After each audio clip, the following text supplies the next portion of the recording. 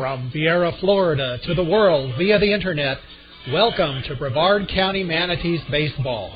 I'm Stephen Smith of SpaceCoastBaseball.com, and I'll be telling you about tonight's game from the first pitch until the final out.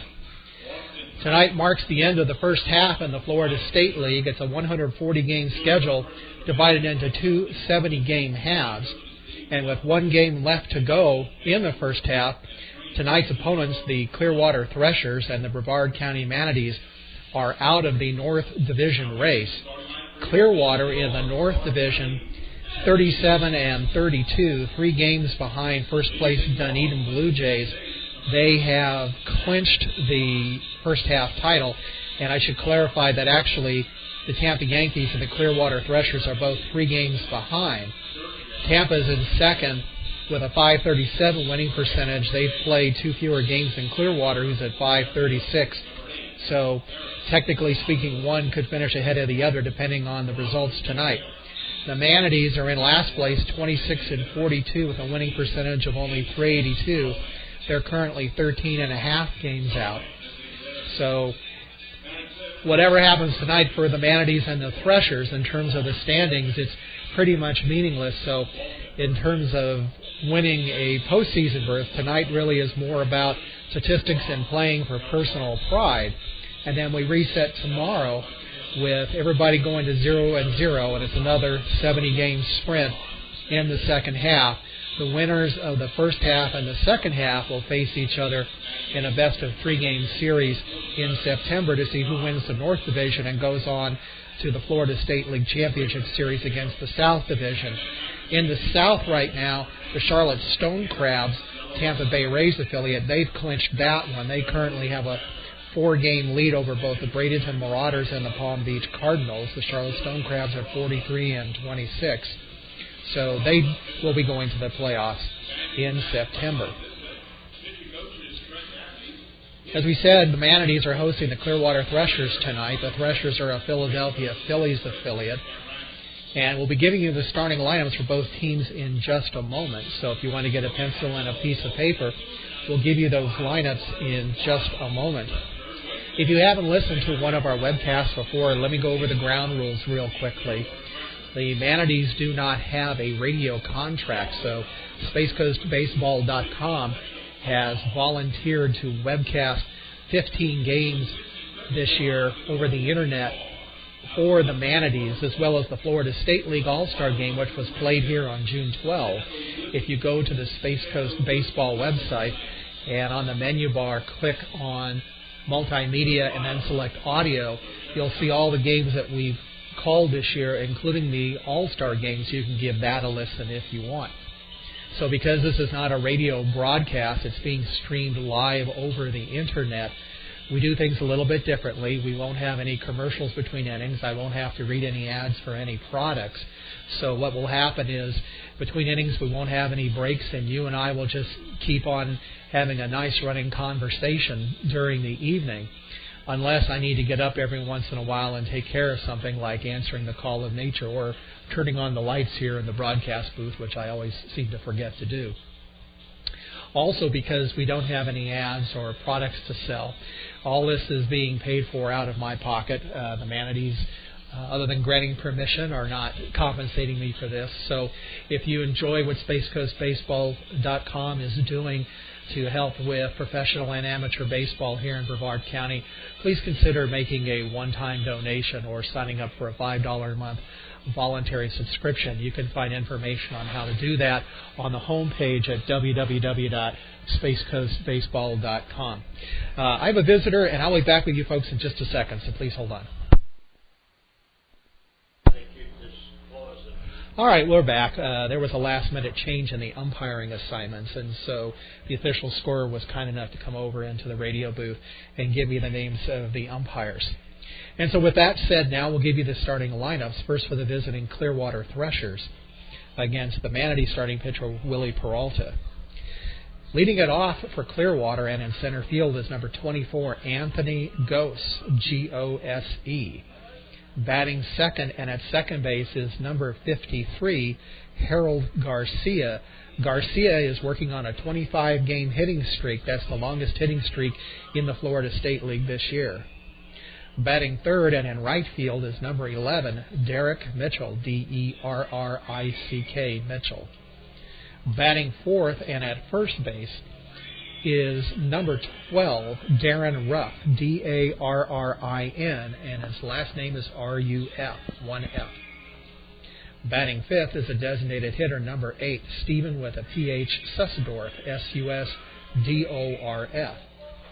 Batting sixth is the catcher, number 19, Joel Naughton, Naughton. Batting seventh is the left fielder, number 35, Darby Myers. He spells his first name D''Arby, and his last name is Myers.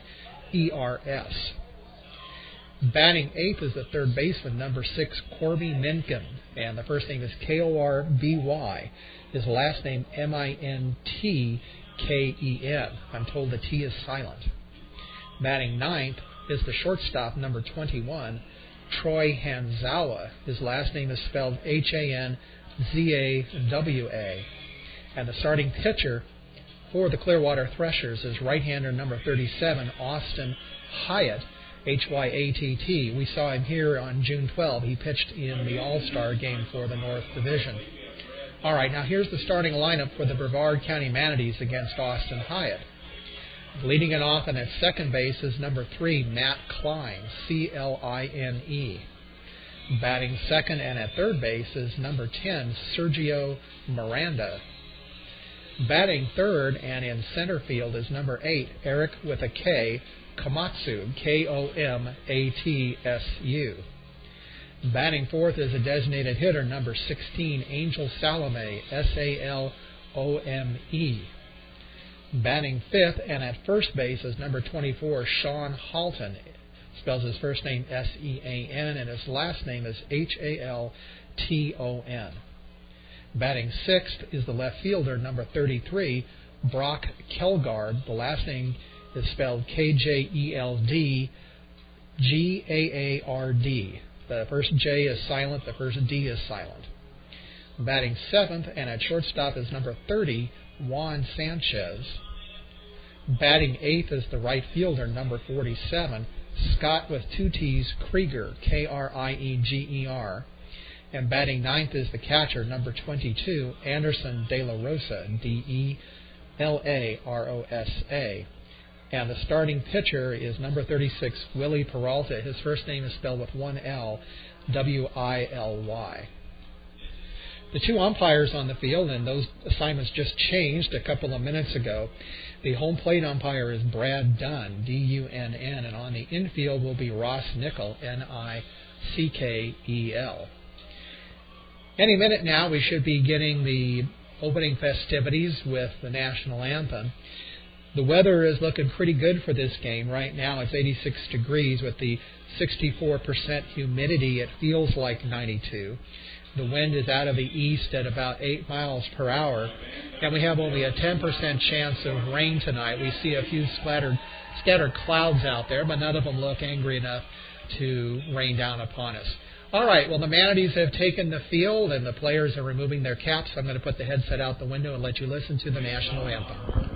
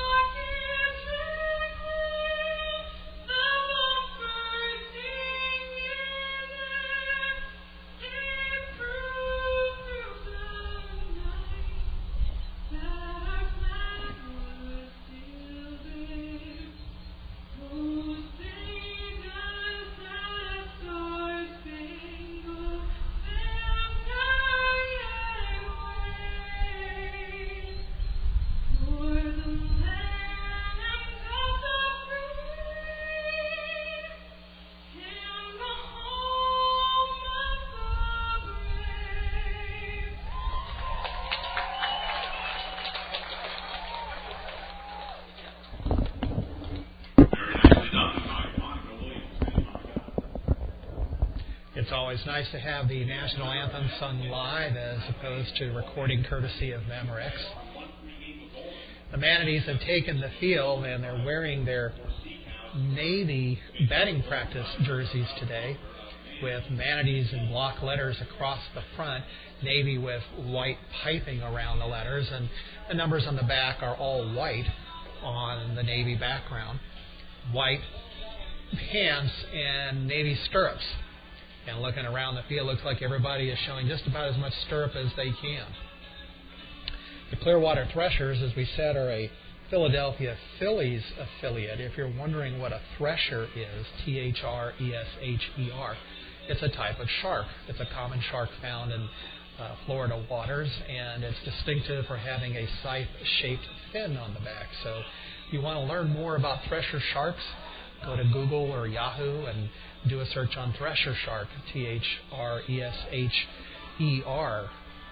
The Clearwater Phillies, one of the older franchises in the Florida State League.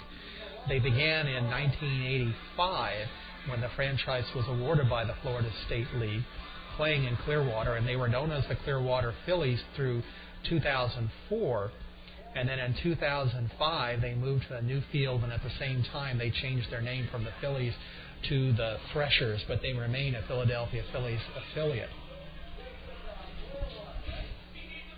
Willie Peralta throws his last warm-up pitch to Anderson De La Rosa, and he'll be facing the top of the lineup for the Threshers. Center fielder Anthony Gose, followed by second baseman Harold Garcia and right fielder Derek Mitchell.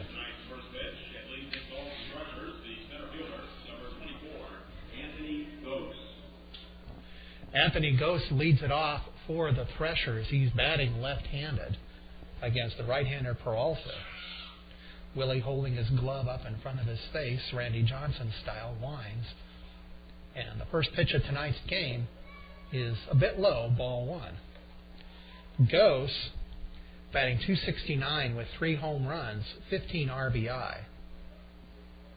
Peralta's 1-0 pitch is lined foul just beyond the Threshers dugout on the left side of the field, and the count is 1-1.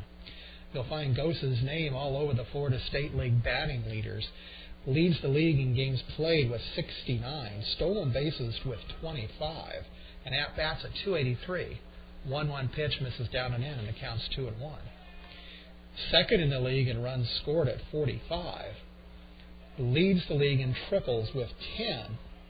And as we said, he leads in stolen bases, but he also leads in getting caught with 19.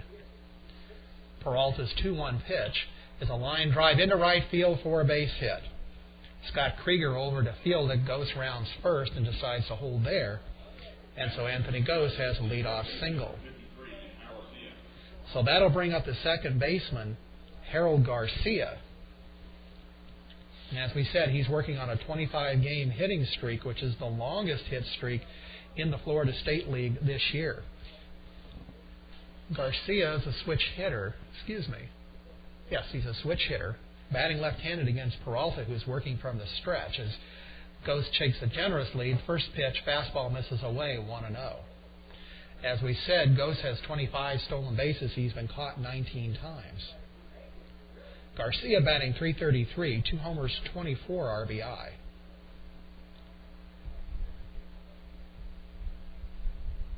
One-0 pitch by Peralta, down and in, the count's 2-0. Garcia is somewhat of a contact hitter. He's only got 28 strikeouts on 129 at-bats. Manatees defensively, Sean Halton at first. Matt Klein, who normally plays third, is shifted over to second base. Juan Sanchez at short, and Sergio Miranda at third, who's creeping in on the grass. And this pitch is hit in the right field for a base hit. Around second, going to third is Gose. He'll make it standing as Scott Krieger gets the ball into Matt Klein at second. So back-to-back singles, and the Threshers have runners at the corner with nobody out here in the top of the first.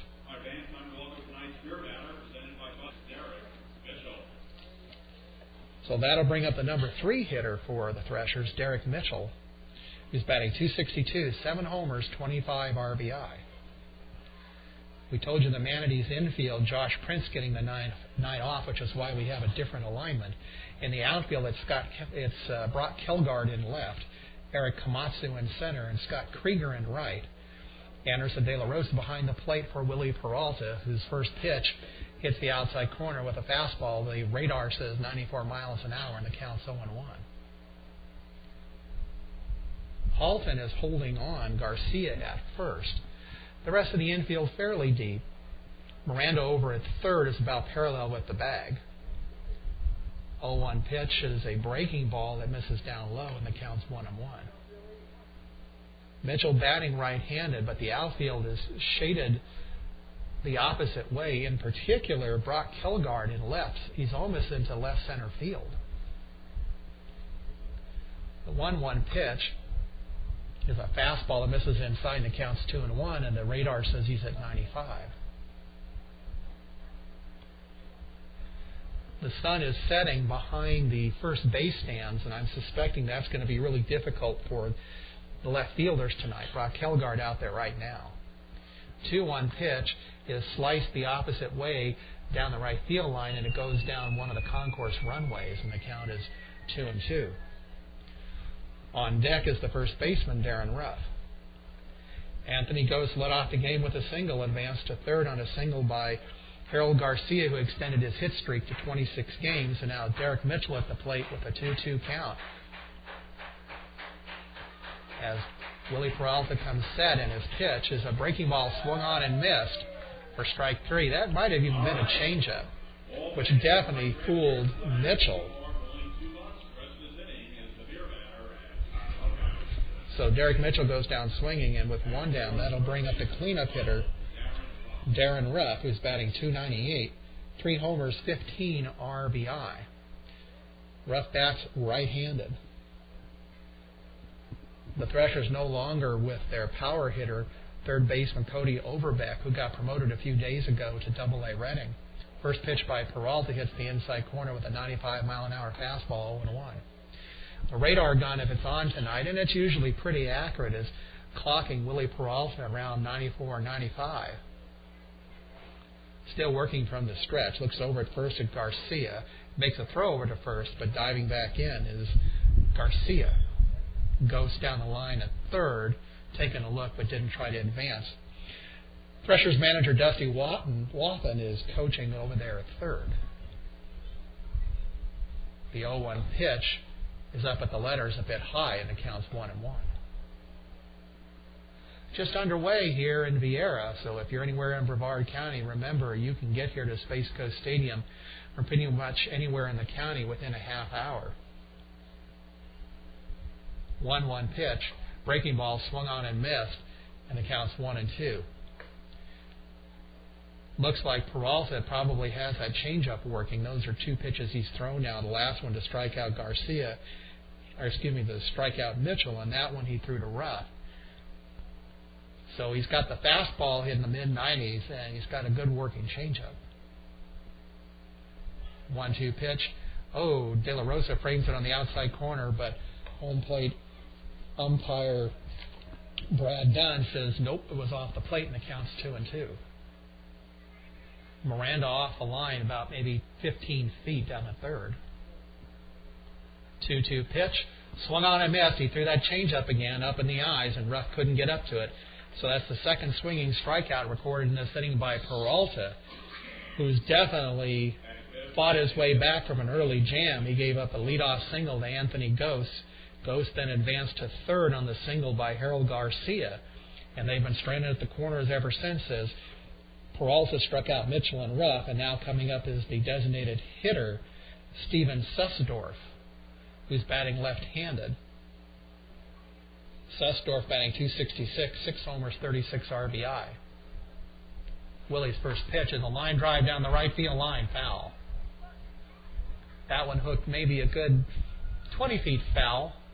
The stands here at Space Coast Stadium are horseshoe-shaped, so as you follow the stands along the foul lines, they tend to curve back in, and as you get about 2/3 of the way down the foul line, there's maybe about only 3 or 4 feet between the foul line and the stands, and that was about where the ball bounced. 0-1 pitch, changeup hits the outside corner, and the count's 0-2. So now Peralta 1 pitch away from getting out of the first inning unscathed. Willie Peralta taking a long look at Anderson De La Rosa now. Sussdorf steps out takes time. So we're saying the Threshers' power third baseman, Cody Overbeck, was called up earlier this week to Double-A Reading. Here's a line drive into right field for a base hit on a couple of bounces that's taken by Krieger. Scoring is Ghost. Going to third is Garcia. Holding at first is Sussdorf, and the Threshers take an early 1-0 lead.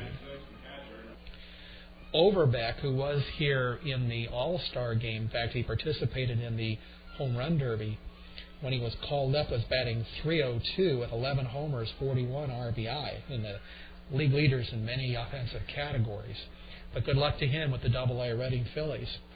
All right, coming up the bat now is the catcher, Joel Naughton, who's batting left-handed. .324 average, 2 homers, 11 RBI. Peralta's first pitch, fastball outside corner, strike one, and the radar says he was at 96. Sussdorf over at first, not much of a stolen base threat, 4 for 7 in the first half.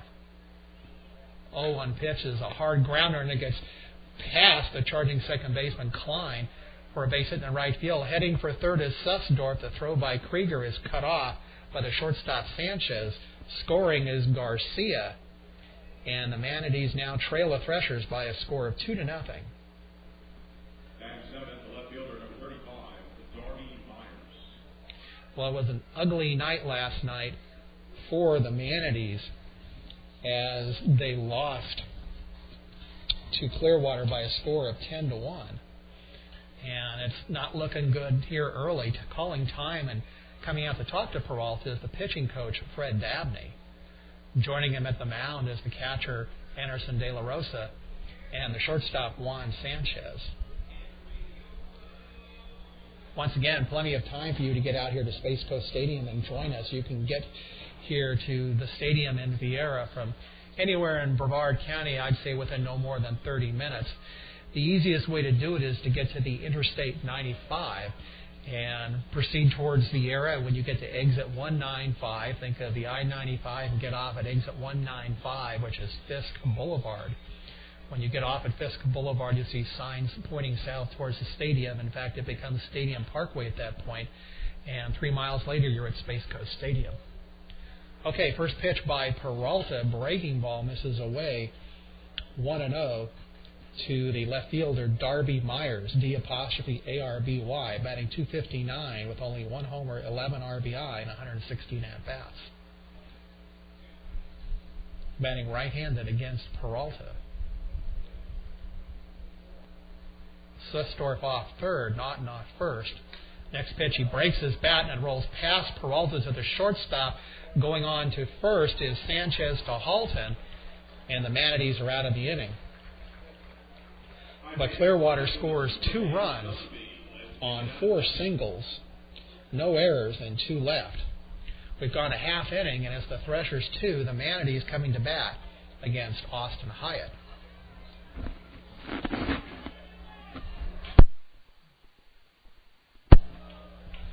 Sorry I cut you off there for a moment. We have lots of critters that come through the broadcast booth here, and a spider was working his way right over my paperwork, and I didn't want to send him to a demise, so I was just shushing him away as politely as possible. As we get ready to go to the bottom of the first, the Manatees get ready to face Thresher pitcher Austin Hyatt. And as we said, Austin pitched in the Florida State League All-Star game. Let me tell you a little bit about Austin Hyatt. I use 2 main sources of information. There's a annual prospect handbook published by Baseball America, and then the other one is an independent analyst by the name of John Sickles called the Baseball Prospect Book 2010, and he talks about Austin Hyatt. Here's what he has to say. The University of Alabama senior Austin Hyatt was drafted in the 15th round in 2009. He had a solid college season, then followed that up with excellent pitching in the New York Penn League, showing very sharp command and control, along with excellent strikeouts to inning pitched and hits to inning pitched ratios. His fastball is average, but his slider and changeup are very effective, and he knows how to use them. John did raise a bit of a red flag about Austin's age. He actually turned 24 on May 23rd, which would make him a bit old for this level. But he says that Austin has some potential as a pitchability guy, which basically means that even though he doesn't have dominating stuff, he might have the potential to get past that simply by having a good knowledge of how to pitch and not just throw. His numbers this year, 6-5 with a 4.76 ERA. He's appeared in 13 games, worked 70 innings, has 89 strikeouts in 70 innings, so that's very impressive, only 20 walks. And in those 70 innings, he's given up 69 hits. Leading it off for the Manatees in the bottom of the first will be Matt Klein. He'll be followed by Sergio Miranda and Eric Komatsu. Klein batting an even 300, no homers, 16 RBI, batting right-handed against the right-hander Hyatt. First pitch by Austin misses down with a fastball on the counts 1-0. Klein tied for the league lead in an odd statistic, one you don't want to lead in, that's being hit by pitch. He's been hit 11 times so far. This is a fastball that this time winds up going through the strike zone and the counts 1-1. Although the Manatees offense has not been very good this year, one thing they do well is make contact. At least most of them do, and Klein's one of those. He makes contact on this one and skies a foul ball down the right field line, curling back into the aluminum bleachers, and it counts 1-2. On deck is Sergio Miranda. Klein, in 200 at-bats, has struck out only 24 times. That's pretty darn good ratio. There's a breaking ball that he pops up into short center field. Anthony goes, waiting for it to come down, and has it for the first out. The Threshers defensively, it's Darren Ruff at first, Harold Garcia at second, Troy Hanzawa at short, and Corby Minkin at third. The outfield is Darby Myers in left, Anthony Goes in center, and in right field is Derek Mitchell. Behind the plate is Joel Naughton, and on the mound once again is Austin Hyatt. Sergio Miranda batting left-handed against Hyatt, and the first pitch misses away with a fastball, and the count's 1-0. Miranda, an all-star, along with Matt Klein and Eric Komatsu, the number 3 hitter. Next pitch is a strike, and the count's 1-1. Miranda batting .315, no homers, 42 RBI. 1-1 pitch, fastball misses away, and the count's 2-1. Radar puts him at 91 on that. Miranda, toughest guy to strike out in the league, strikes only once every 14 plate appearances. 2-1 pitch. Pitch misses down and away, and the count's 3-1. It's pretty much been all fastballs from Austin Hyatt. Eric Komatsu is on deck. Manatees in an early hole, down 2-0. Next pitch catches the outside corner with a fastball, and it's 3-2.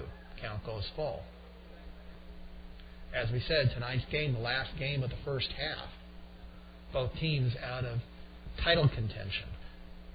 3-2 pitch is a hard grounder on one hop to the first baseman, Ruff, who takes it to the bag himself, and there's 2 down.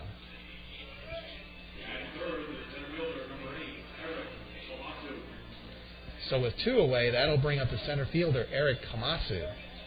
Komatsu, and it's Eric with a K.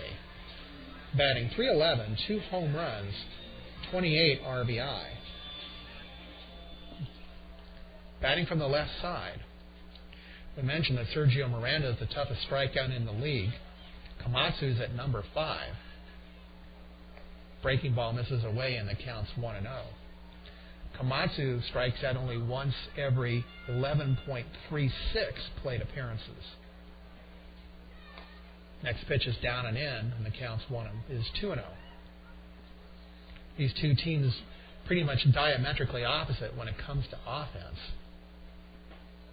Fastball taken for a strike, and the count's 2-1. Clearwater leads the league in batting average at .267. Well, Brevard County is 10th in the 12-team league at 251. 2-1 pitch. Breaking ball pulled foul past Dwayne Hosey coaching over there at first. Manager Bob Nissick coaching at third. Clearwater scored 317 runs so far this year. Brevard County 270. But the biggest difference is in home runs. 40 for Clearwater, only 20. There's a pitch that misses down and in. Counts 3-2. Only 20 home runs for the Manatees. 3-2 pitch by Hyatt. Misses outside, ball 4, and Brevard has its first base runner of the game, a 2-out walk to Eric Komatsu. So with 2 down, that'll bring up the designated hitter, Angel Salome, who's quite a story.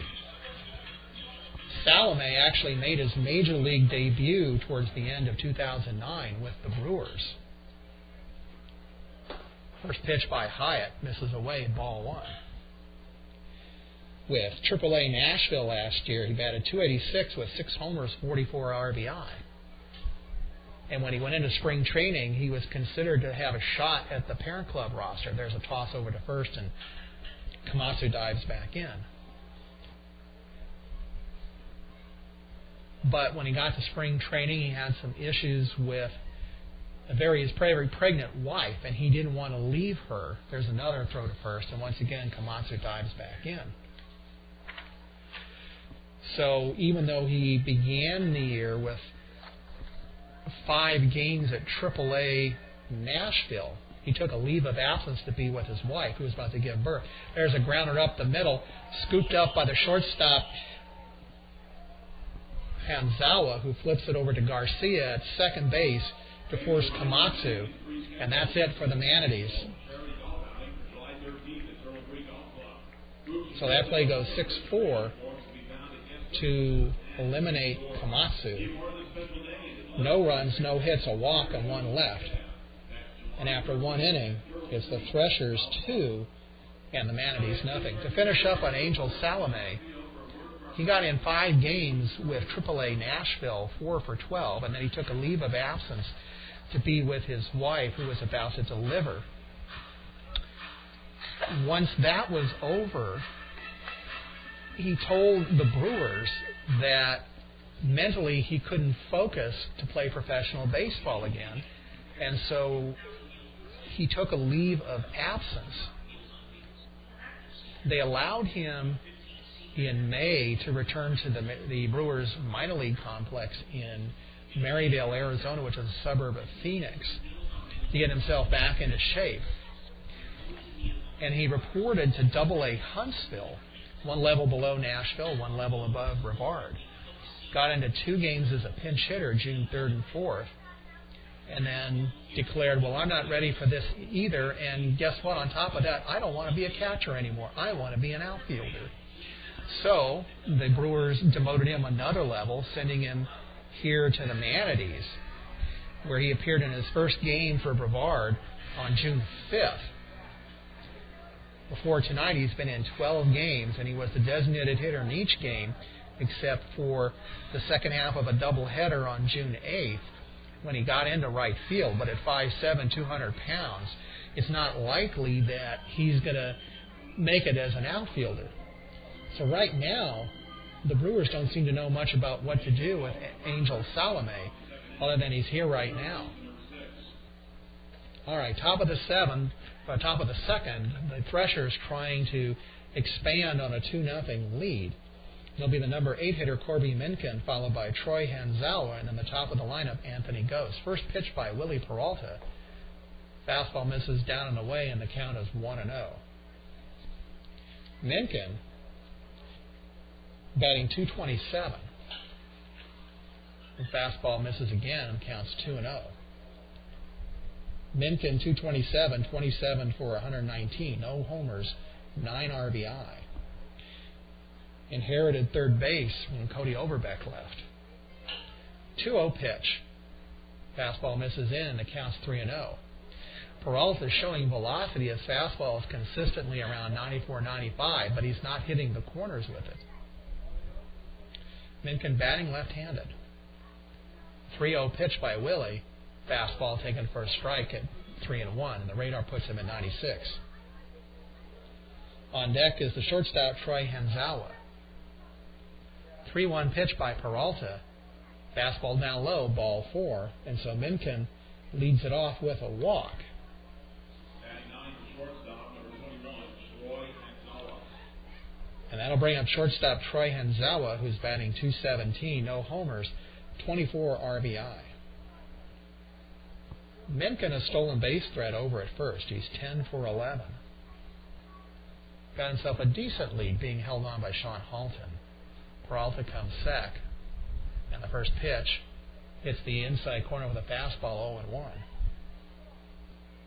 And Zawad looking down at third at manager Dusty Wathan handing out the signs. Slightly larger lead taken by Minkin. Next pitch is a bouncer down to second. Klein goes on to short for 1. Sanchez on to first, double play. Well, there's a little bit of good news for 6-3 double play. So with 2 down, we go back to the top of the lineup with Anthony Gose.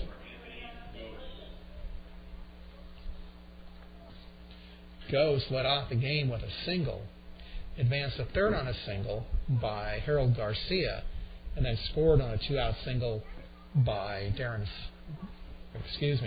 Steven Sustorf. First pitch by Peralta misses inside, ball 1.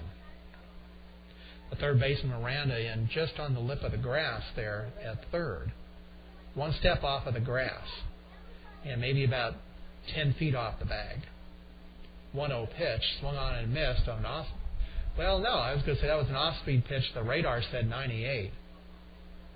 Sometimes I see pitches here that to me look like they were change-ups or fastball, and the radar gun will argue otherwise.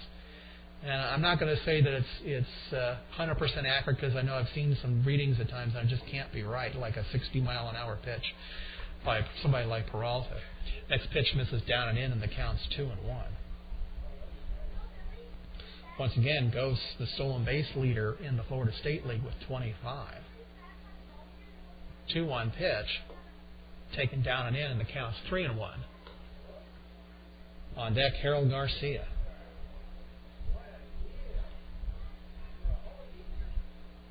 Outfield alignment playing Gose straight away. Maybe a bit shallow. 3-1 pitch is a high fly ball to right field, giving ground to Scott Krieger. He's not going to catch up with this one. It's a home run for Anthony Gose. His 4th home run of the year, and the Threshers now lead 3-0. Now it's a line drive shot to dead away right field, and Scott Krieger turned and gave maybe 3 or 4 steps, looked up and thought, well, I'm not going to catch up to that one unless I'm Spider-Man, and he's not. So that's the 4th home run of the year for Anthony Gose. For Willie Peralta, that's the 4th home run this year that he's given up. So that'll bring up second baseman Harold Garcia.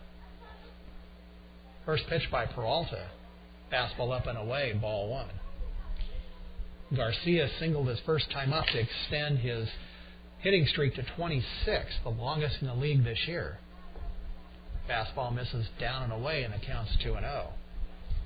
Anderson De La Rosa throwing that ball back with just a bit more authority, shaking his head a bit. I think he's a little bit unhappy that Peralta's not doing better. Well, there's a pitch that, again, to me looked like a changeup, and the radar says 95. And in effect, either way, its count is 2-1. As Garcia swung and missed. 2-1 pitch, down low, and the count's 3-1. Garcia's streak of 25, not only the longest in the Florida State League this year, but by far the longest active streak. This pitch is swung on, and Garcia just gets a piece of it, bounces it off of De La Rosa, and it rolls back towards the Clearwater dugout, where it's picked up by the bat boy, and the count goes 3-2. 3-2 pitch. Misses away, ball 4. It's the second walk of the inning by Peralta. So with Garcia on first and with 2 outs, here comes manager Bob Missick.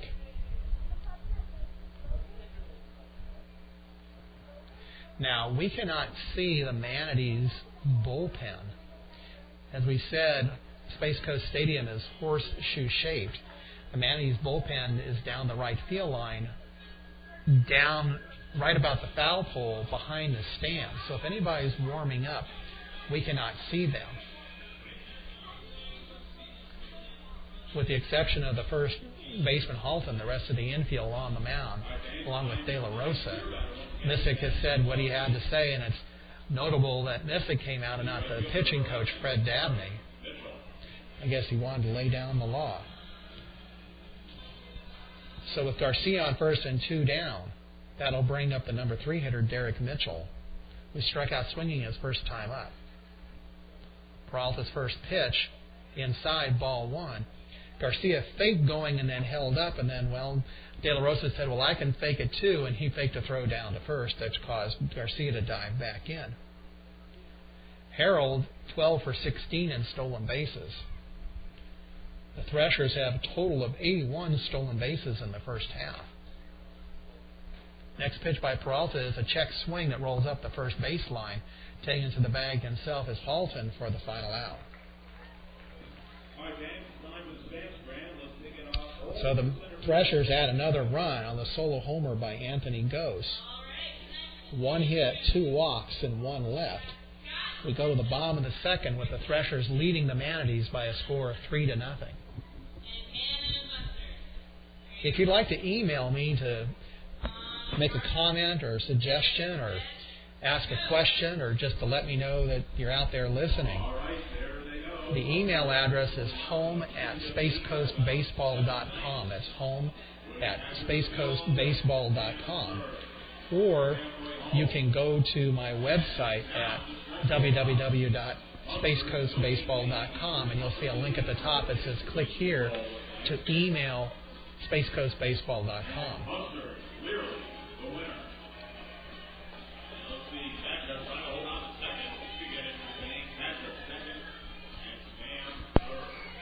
Go to the bottom of the bottom of the second with the Threshers leading the Manatees by a score of 3-0. And as we said, it's not been all that pretty so far for the Manatees in this series. They lost last night by a score of 10-1.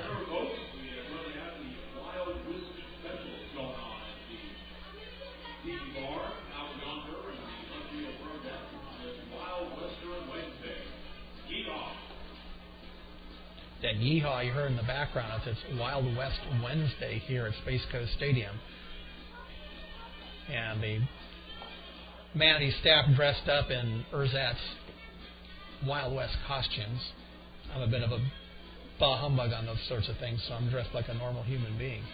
But in any case, as we said, the Manatees lost last night 10-1, and they lost to Clearwater 4-0 on Monday.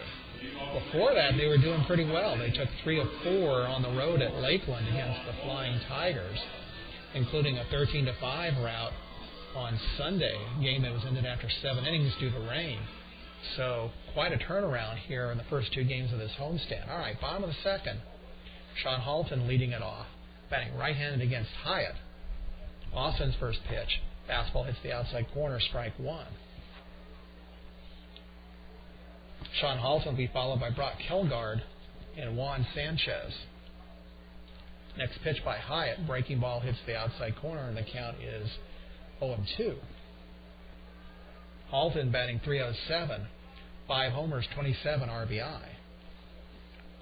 Calls time and steps out. One thing Halton does is strike out a lot. 28 strikeouts on 137 at-bats. Next pitch misses, and the count's 1-2.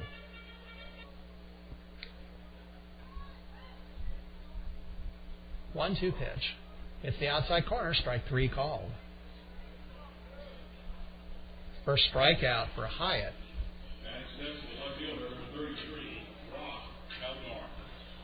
And that'll bring up the left fielder, Brock Kelgard.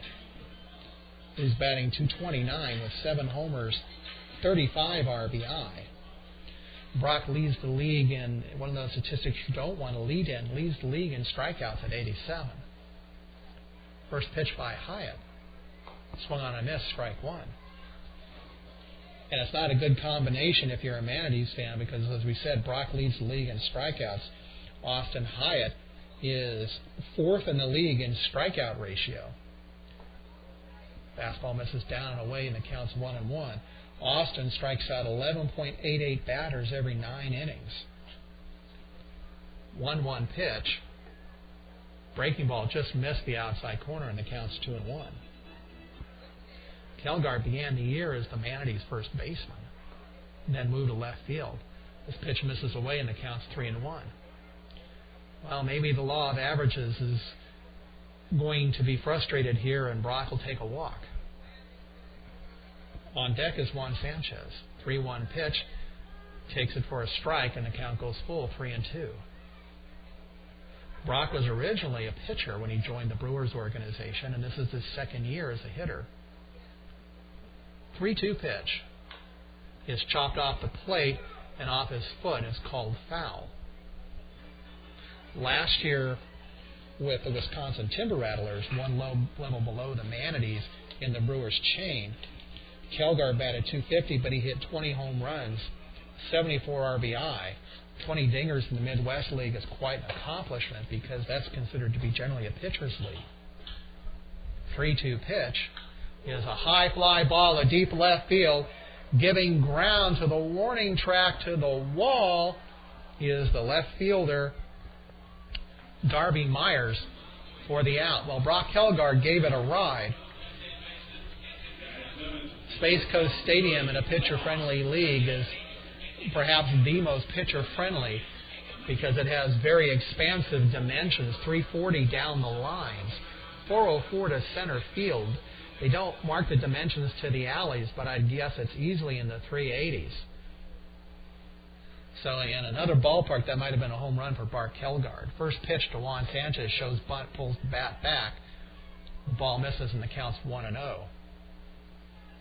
Showing bunt got Sanchez to get Minkin at third to come in a step or two. 1-0 pitch, swung on, he gets just a piece of it and lines it back into the net, and the count's 1-1.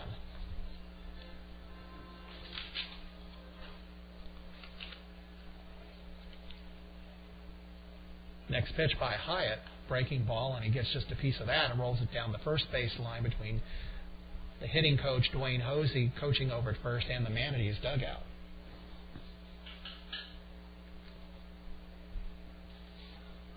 Hyatt's 1-2 pitch, breaking ball, swung on and missed, strike 3, right up in Sanchez's eyes, couldn't resist it. So the Manatees go in order, and after 2, it's the Threshers 3, the Manatees nothing.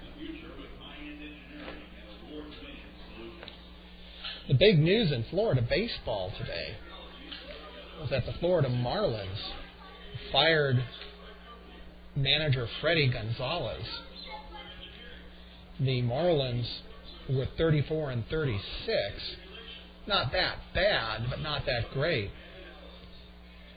And they let him go along with bench coach Carlos Tosca and hitting coach Jim Presley.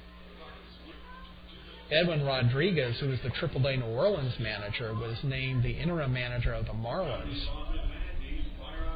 Brandon Hyde, who was the organization's minor league infield coordinator, was named the interim bench coach. And John Mallee, M-A-L-L-E-E, was named the interim hitting coach. He was the minor league hitting instructor. A statement issued by Marlins owner Jeffrey Loria, he said, "It's never easy to make a change in managers. Freddie has been with our club for 4 years. We have become close, and I'm extremely fond of Freddie. I, along with all our fans, am grateful for Freddie's contributions. At the same time, we can't let personal feelings get in the way of taking steps that we believe are necessary to improve our ball club." Gonzalez departs with a record of 276 wins, 279 losses, the most total wins in the organization's history for any manager. The best winning percentage belongs to Jack McKeon, who took them to the World Series in 2003. He finished at 241, 207 with a winning percentage of .538. Freddie Gonzalez was at 497. He had a couple of infamous incidents this year that may have contributed to his departure, one of which was a run-in with all-star shortstop Hanley Ramirez, who was benched for not hustling on the field after the second inning of a game against Arizona on May 17th. All right, top of the third, 3-0 Threshers. First pitch by Willie Peralta to the cleanup hitter Rough misses 1-0. Next pitch, a slice the opposite way. Oh, leaping grab by Sean Alton to take that out of right field. Wowee, a little gold star for Sean Halton there at first, leaping up as high as his 6-foot frame would take him. So with one out, that'll bring up Steven Sussdorf, who singled in the first. First pitch hits him on the right arm, and Sussdorf is going to take first base.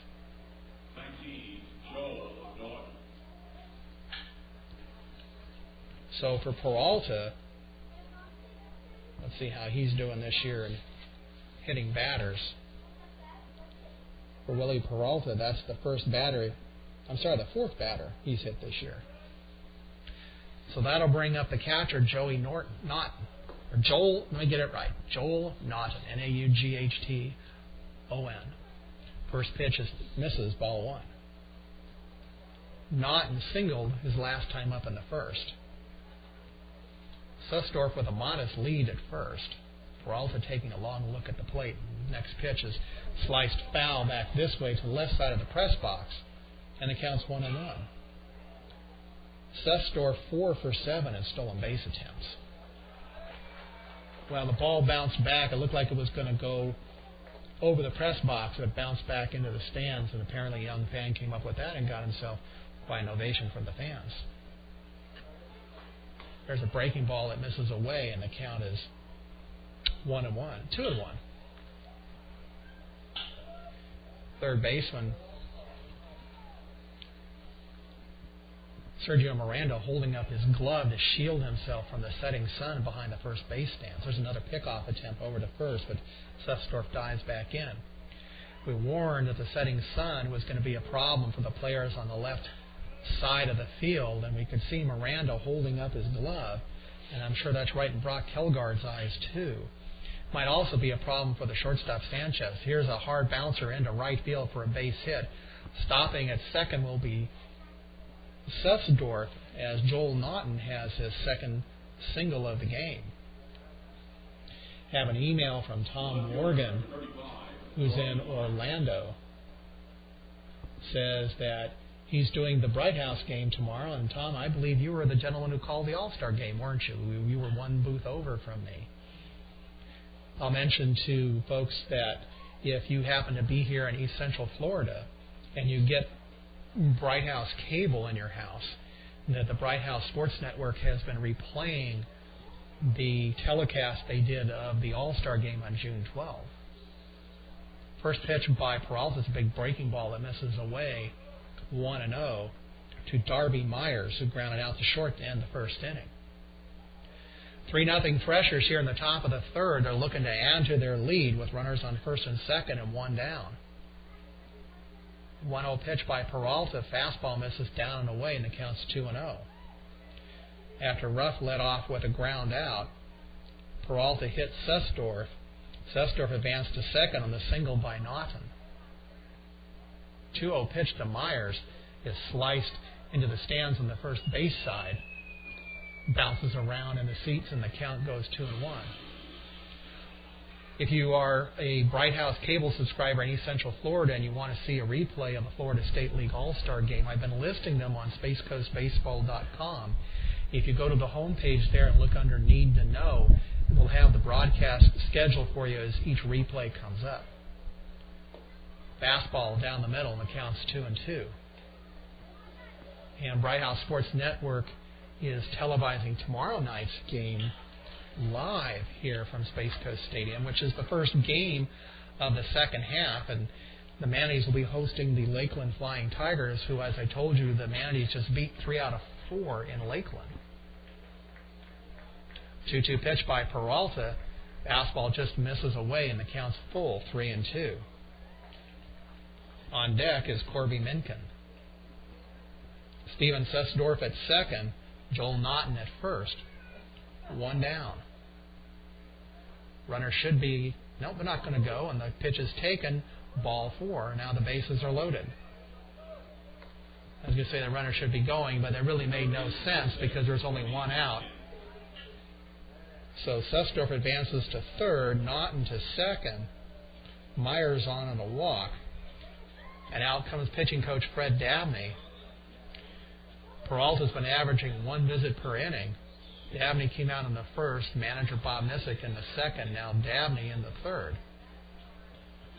Again, we cannot see the bullpen here for the home team. It's down behind the right field corner, tucked out past the foul pole. For the visiting team, the bullpen runs parallel to the left field fence.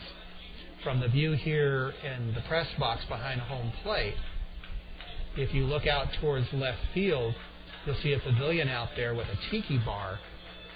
It's a full-service liquor bar, adults only, of course. Right below that is the visitor bullpen. And when somebody's warming up, about all you can really see is maybe from the belt up. And it's not that easy to determine who's warming up. You can just see that there's a live body out there. But we cannot see if the Manatees have anybody warming up. We pretty much just have to wait and see who materializes on the field. All right, bases loaded, 1 out. And at the plate is Corby Minkin. Peralta working from the stretch. First pitch is a hard grounder down the short. Sanchez to Klein at second for 1 on the Halton double play. Just what the doctor ordered. Bases loaded, 1 out. And Peralta got a double play ball, 6-4-3 to get out of the inning. So for the Threshers, no runs, a hit, a walk, a hit batter, and 1 left, 2 left. Then we go to the bottom of the third. It's the Threshers 3, the Manatees nothing. Very quickly, once again, about the Bright House Sports Network telecasts. To get to their schedule, you go to the website www.bhsn.com, as in Bright House Sports Network. When you get there, you'll be given a choice of links. One is to Tampa for the west side of the state, and the other one is East Central Florida for East Central Florida, including where we are here in Brevard County. And then there's a place where you can search their television guide, and if you just type Florida State in there, you'll get all the telecasts, both the replays of the All-Star game and all the Florida State baseball games. Now, I can't speak to what channel they're on in Tampa, or even if they show that All-Star game over there on the Tampa side. But here in Brevard County, anyway, on my system, BHSN is on channel 47.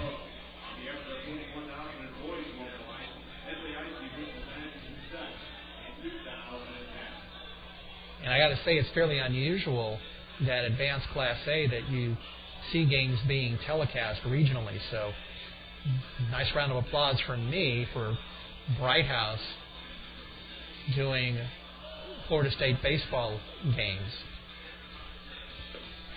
And that telecast tomorrow will be at 7 p.m.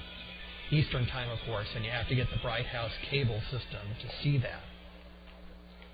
The next replay of the Florida State League All-Star Game will be Tuesday, June 29 at 7 p.m. Eastern Time. Bottom of the third, 3-0 Threshers over the Manatees. It'll be the number 8 hitter Scott Krieger, followed by Anderson De La Rosa, and then back to the top of the lineup with Matt Klein. Krieger batting right-handed against Austin Hyatt.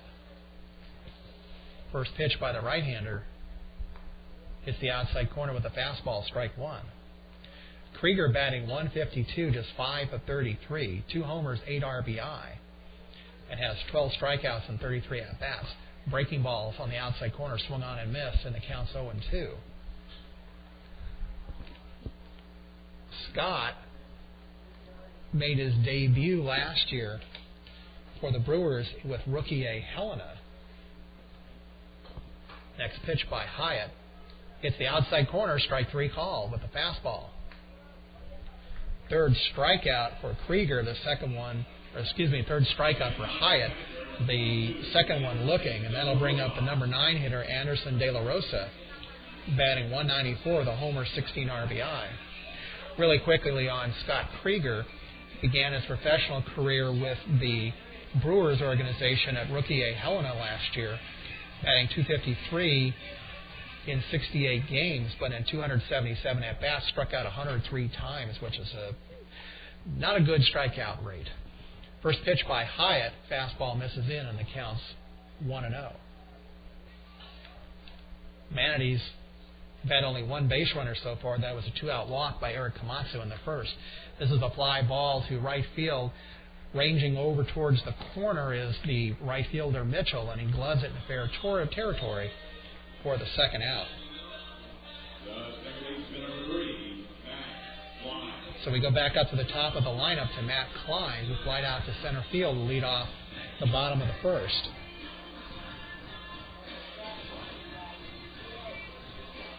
Before I leave Tom Morgan and the Bright House Sports Network, I'm sure he remembers that there was a very famous pitcher in the late 50s, early 60s by the same name that pitched for the Yankees and for the Angels in relief, my Los Angeles Angels, who in the early 60s were the Los Angeles Angels of Los Angeles. First pitch misses down low, ball 1. Morgan later went on to be a pitching coach with the Angels and was a mentor for Nolan Ryan after he was traded over from the Mets, and really helped to refine Nolan into the superstar and Hall of Famer he eventually became. There's another pitch away, and the count's 2-0. Tom Morgan passed away a few years ago, but really was considered one of the better pitching coaches in Angels history. 2-0 pitch is a hard grounder up the middle for a base hit. Shortstop Hanzawa couldn't catch up to it. The left fielder Myers ranged in front of the center fielder Goes to get that ball and bring it back in. So there goes the no-hitter for Hyatt as Klein has a 2-out single, and that'll bring up Sergio Miranda, who grounded out to first in the first inning.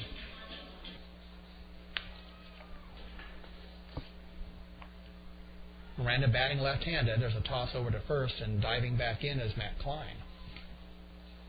For Matt on the base paths this year, 6 for 15.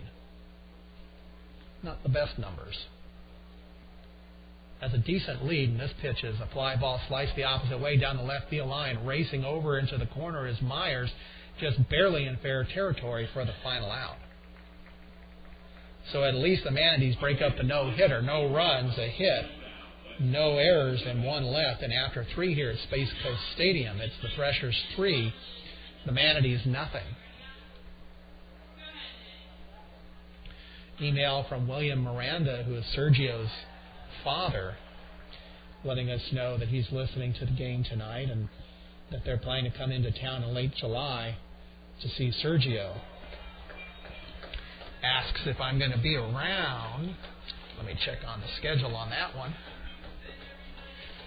We're webcasting 15 games in total this year, and one of them is the Thursday, July 29 game here against the St. Lucie Mets, and then on August 3rd against the Jupiter Hammerheads. So if you're in town, you know where to find me. Just look up at the press box at the guy talking his head off. Most of the games in the Florida State League today were actually played during the day, which is fairly unusual because, as you might suspect, it gets a bit warm here in Florida this time of year. Those scores, the Lakeland Flying Tigers at home defeated the Daytona Cubs by a score of 7-4. Sorensen 5-7 over DeLeese 4-5. Brett Jackson hit his 5th home run for Daytona. In Bradenton, they went 11 innings, and the St. Lucie Mets defeated the Bradenton Marauders by a score of 3-2. Johnson 4-3 over Kala, now 0-5. Home run by Fryer of Bradenton, his 7th.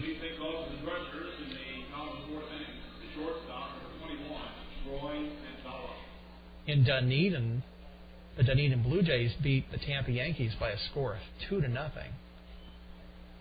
All right, top of the fourth, first pitch by Peralta, swung on and missed by Hanzawa, 0-1. And real quickly to get that last score in, Fort Myers beat Palm Beach 9-6. Next pitch by Peralta, breaking ball, slider misses away, and the count's 1-1.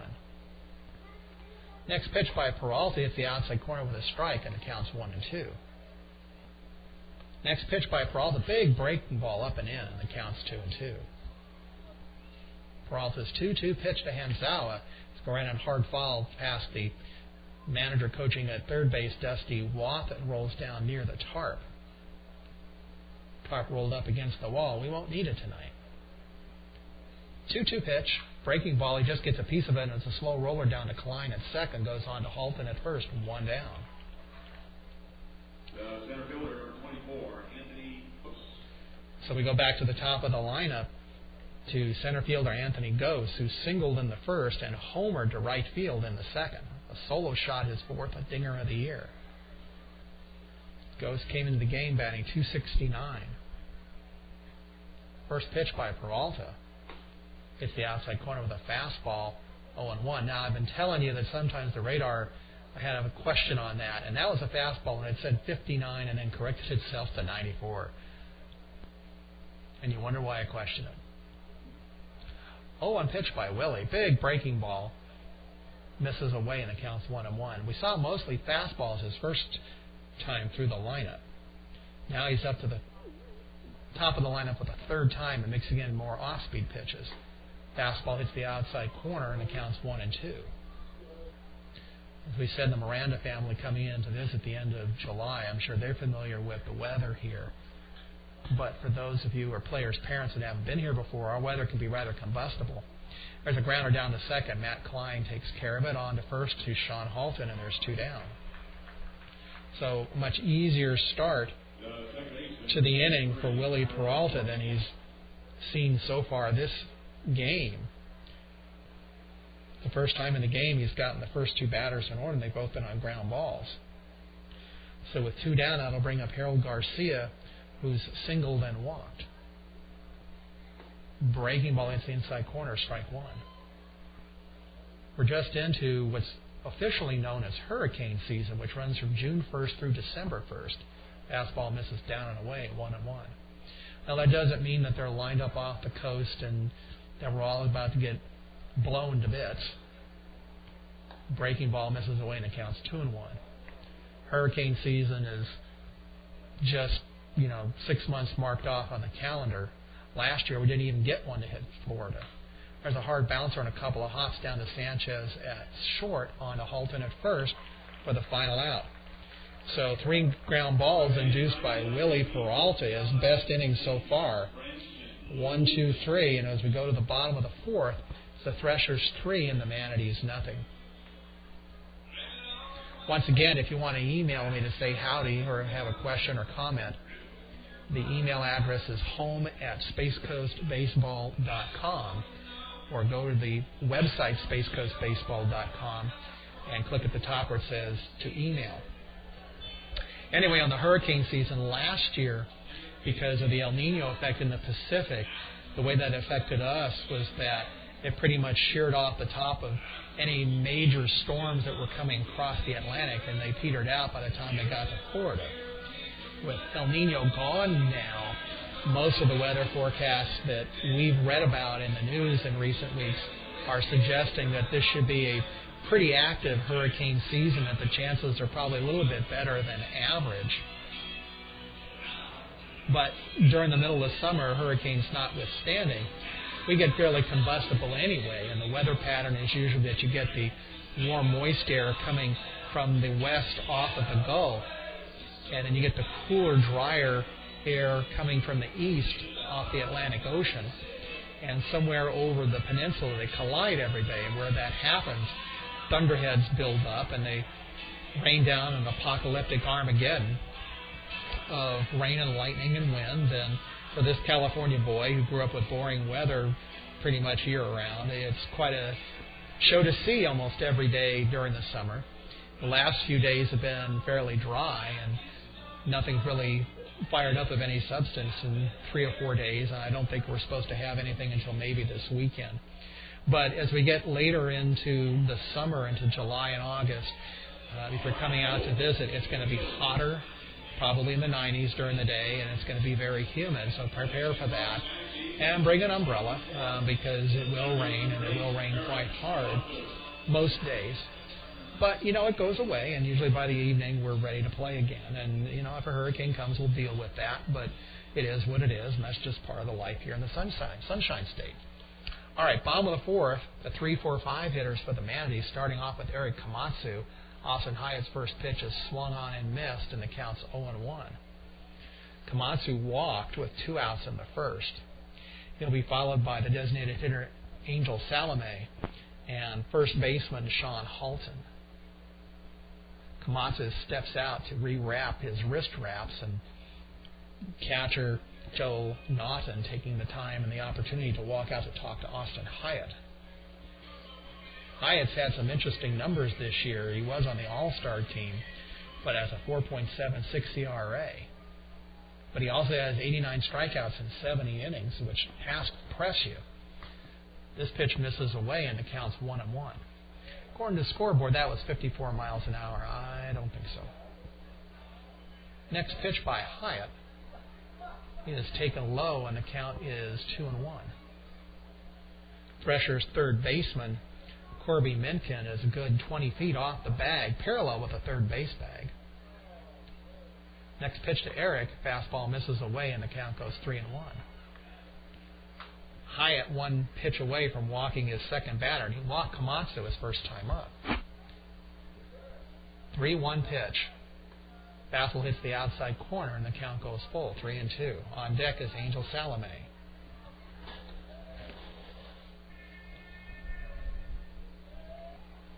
Three-2 pitch, breaking ball left up high, ball 4. Second walk of the game for Eric Komatsu.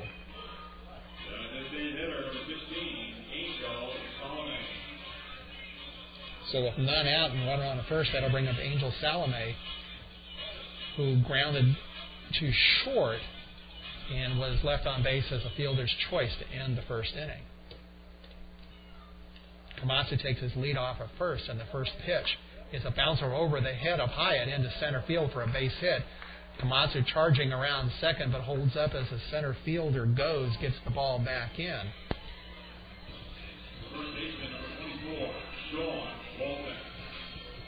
So that brings the potential tying run to the plate in Sean Halton, who struck out looking to lead off the bottom of the second.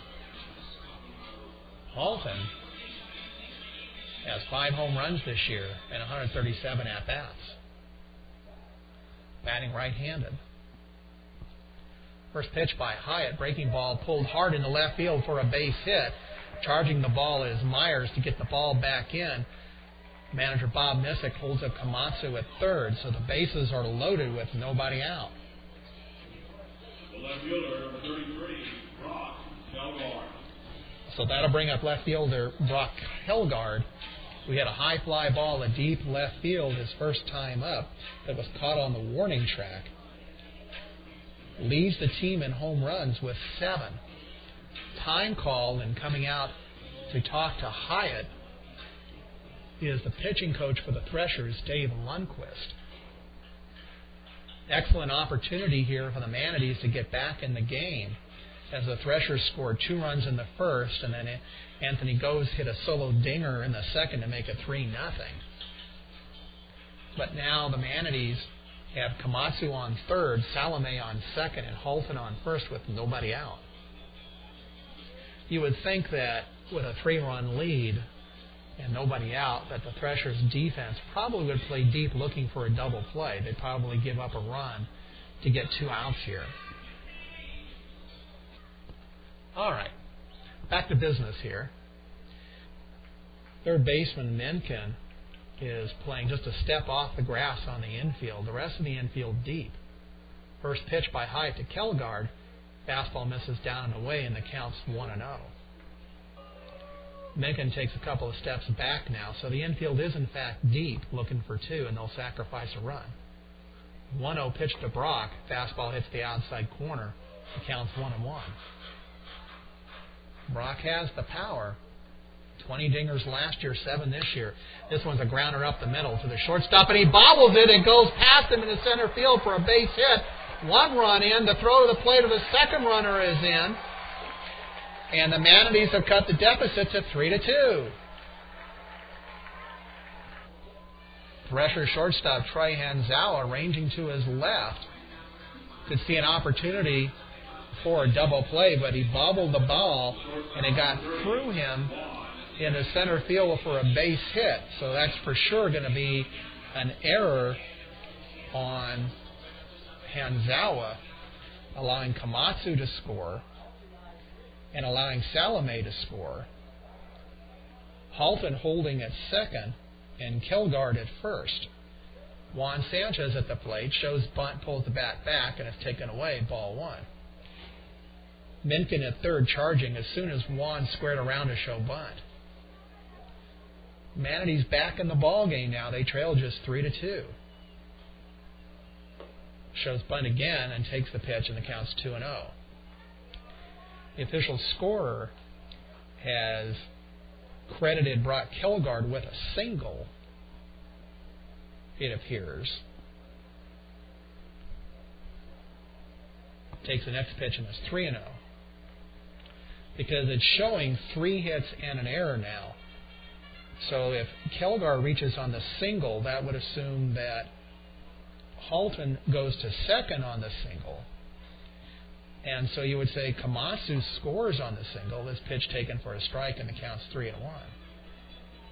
And that, well, I guess you would say that Salome went to third on the single and scored on the error. That's the way I see it. We should post the official play-by-play on MILB.com in just a little bit. We'll clean that up at the end of the inning.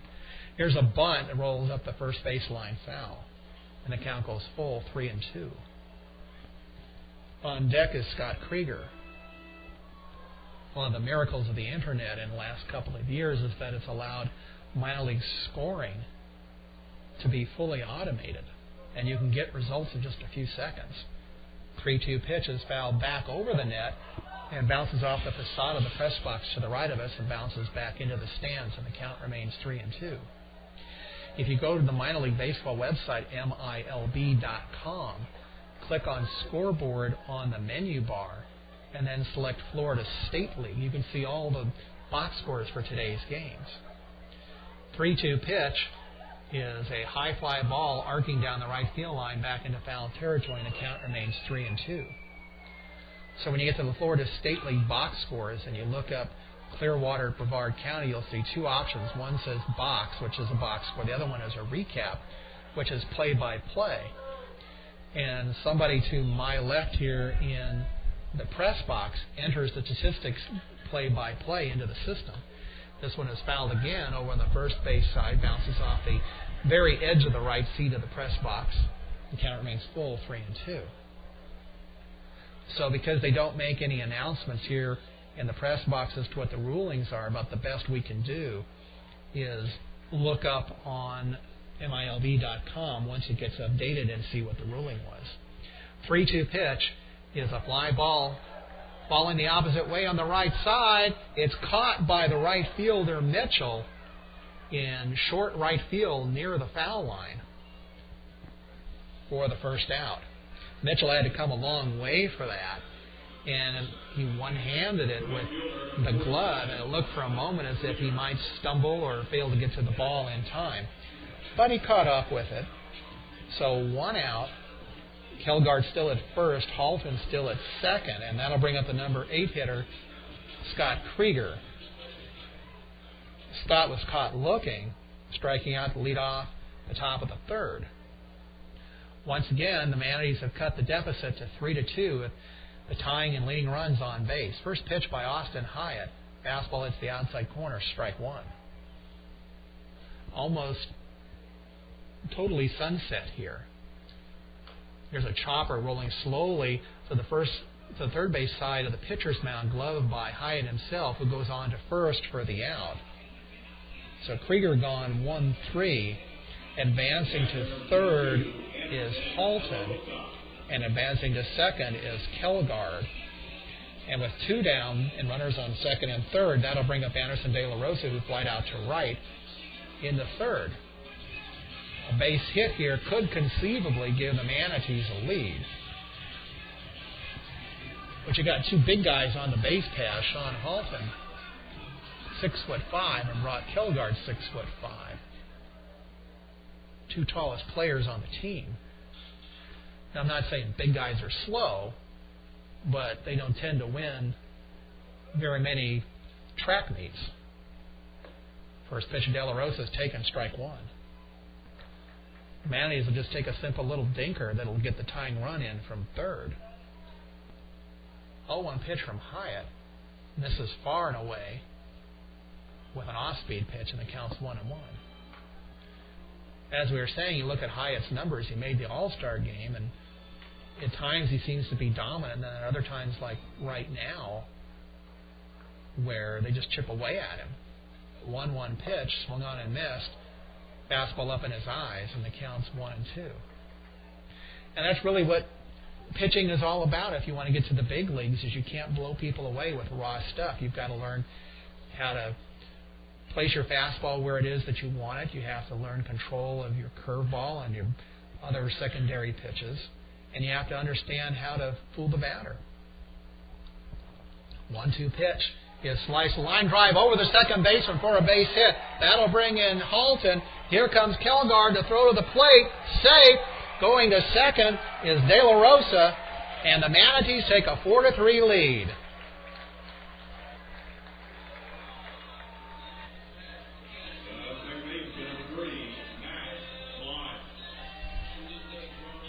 Halton scores from third on the base hit. Kelgard rounding second. Came in and drew the throw. He was safe by a step or two.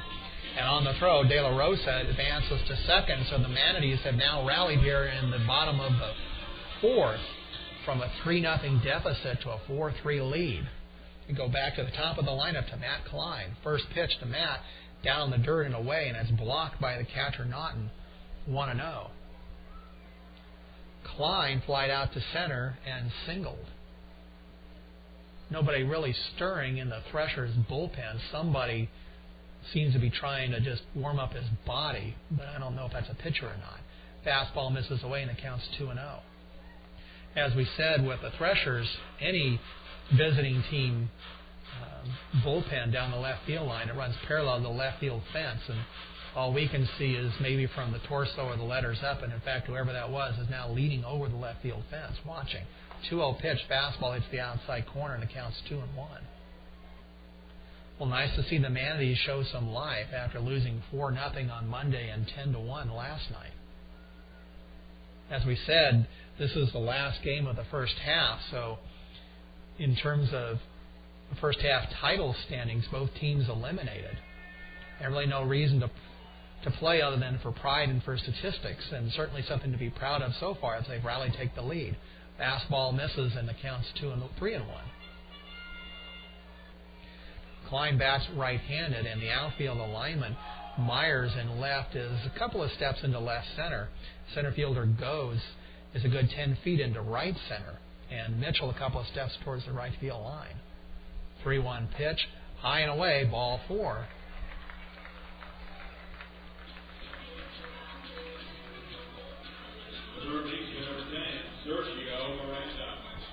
So that'll bring up the 9th batter of the inning, Sergio Miranda, who grounded out to first and flied out to left field.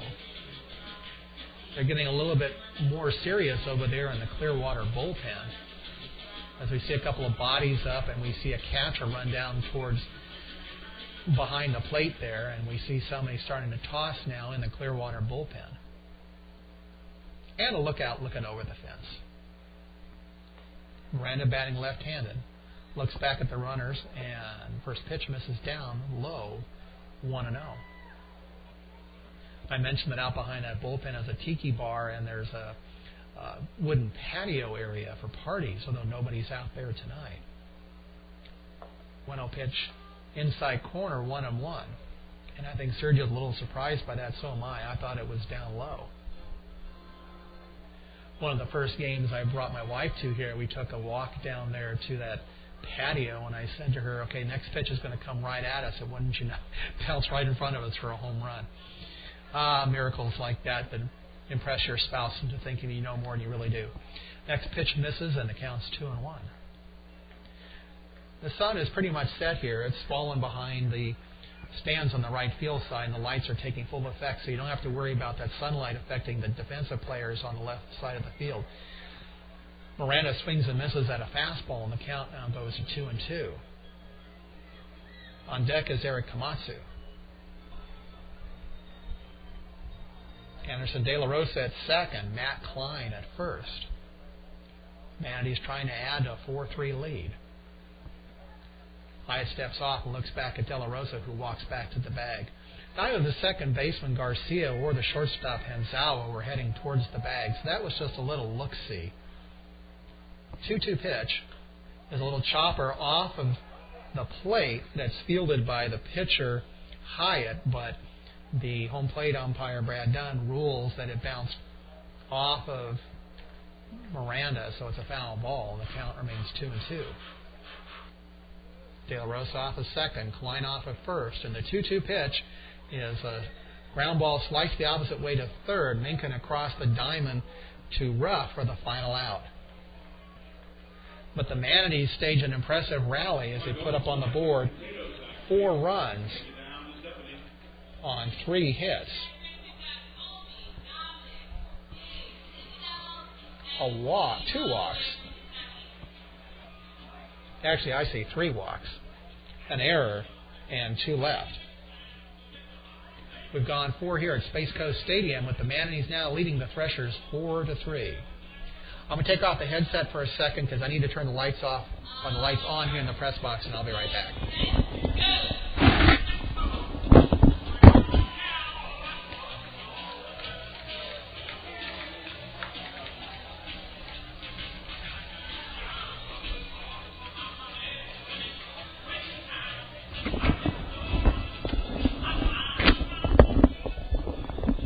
Hello, everyone. I'm back.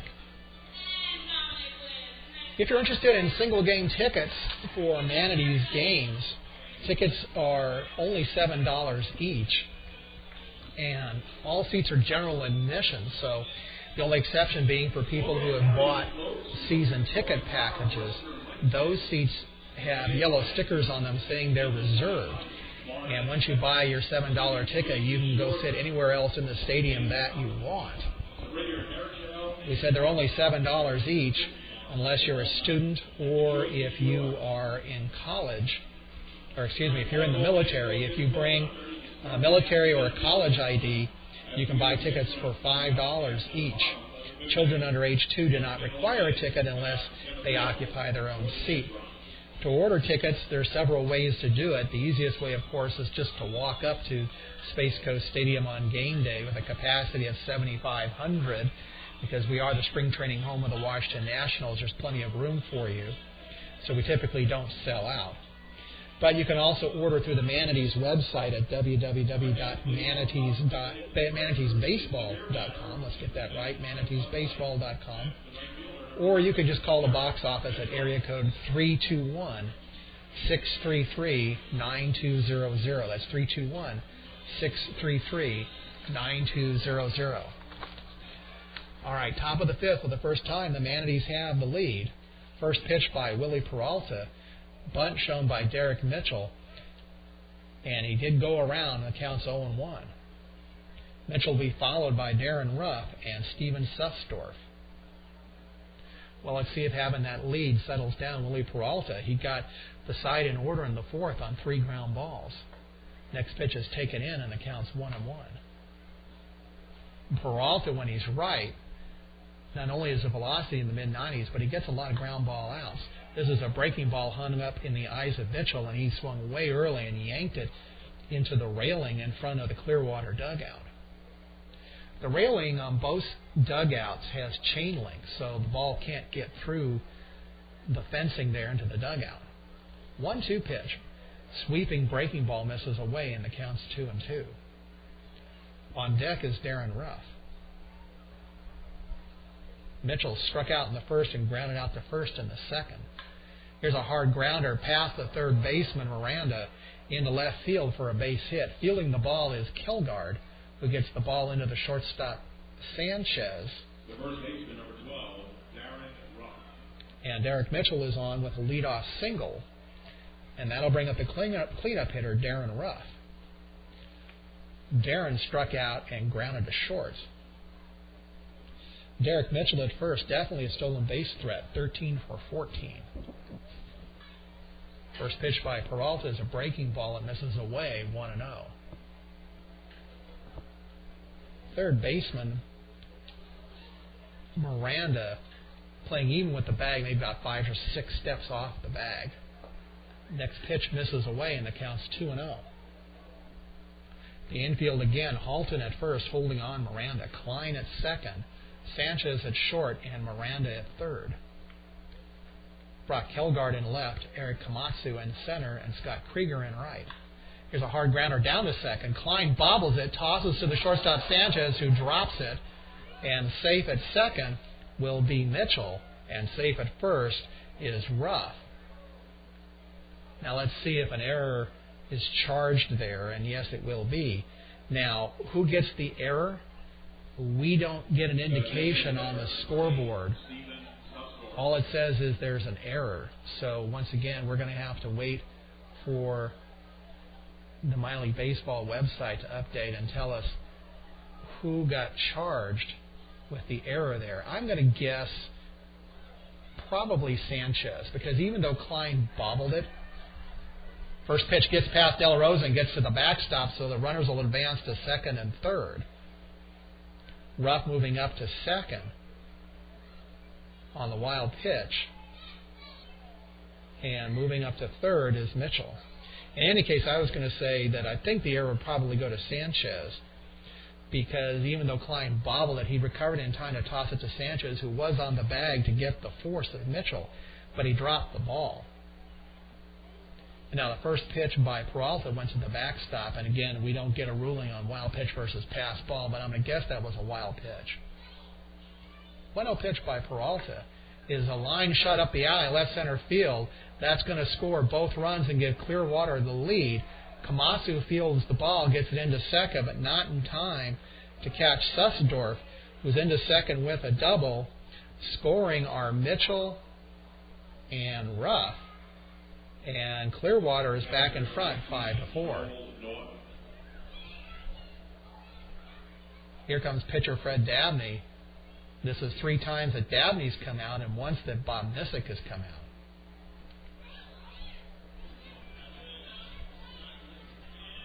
While we wait for the confab to break up, we talked about single game tickets. It is still theoretically possible to buy season tickets, because season tickets here work a little bit differently, in that instead of just simply saying, well, they would prorate it for the rest of the year and they would give you probably a price break on that.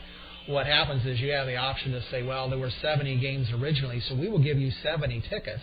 And even though there will be only 35 home games left in the rest of the year with 70 tickets, you could bring a friend to each one of those games if you wanted and give them the second ticket and sit wherever you want.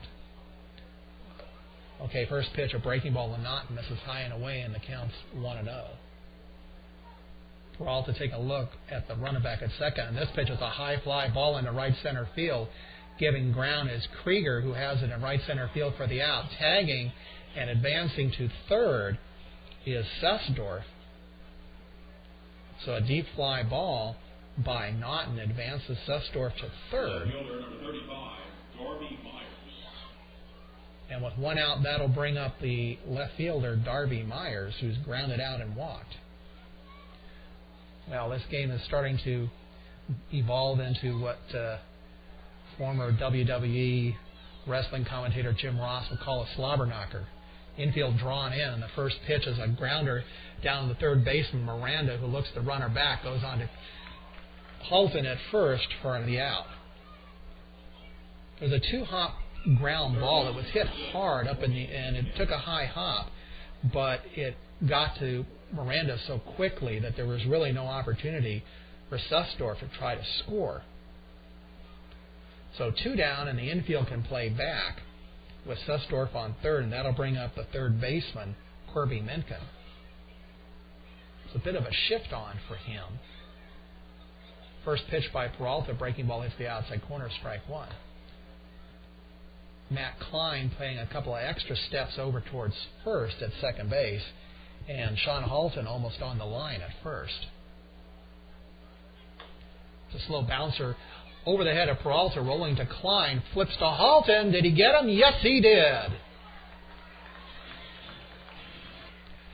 Matt Klein playing second base with the infield alignment a little bit different tonight. The normal shortstop Josh Prince getting the night off.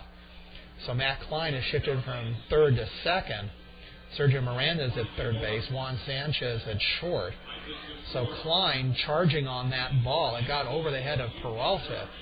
And to hustle that ball over to first, Klein made a whirl, falling on his face to get that ball over to first quickly to Halton for the final out. But the Threshers take the lead back with 2 runs, 2 hits, an error, and 1 left. We go to the bottom of the 5th. It's the Clearwater Threshers 5 and the Brevard County Manatees 4.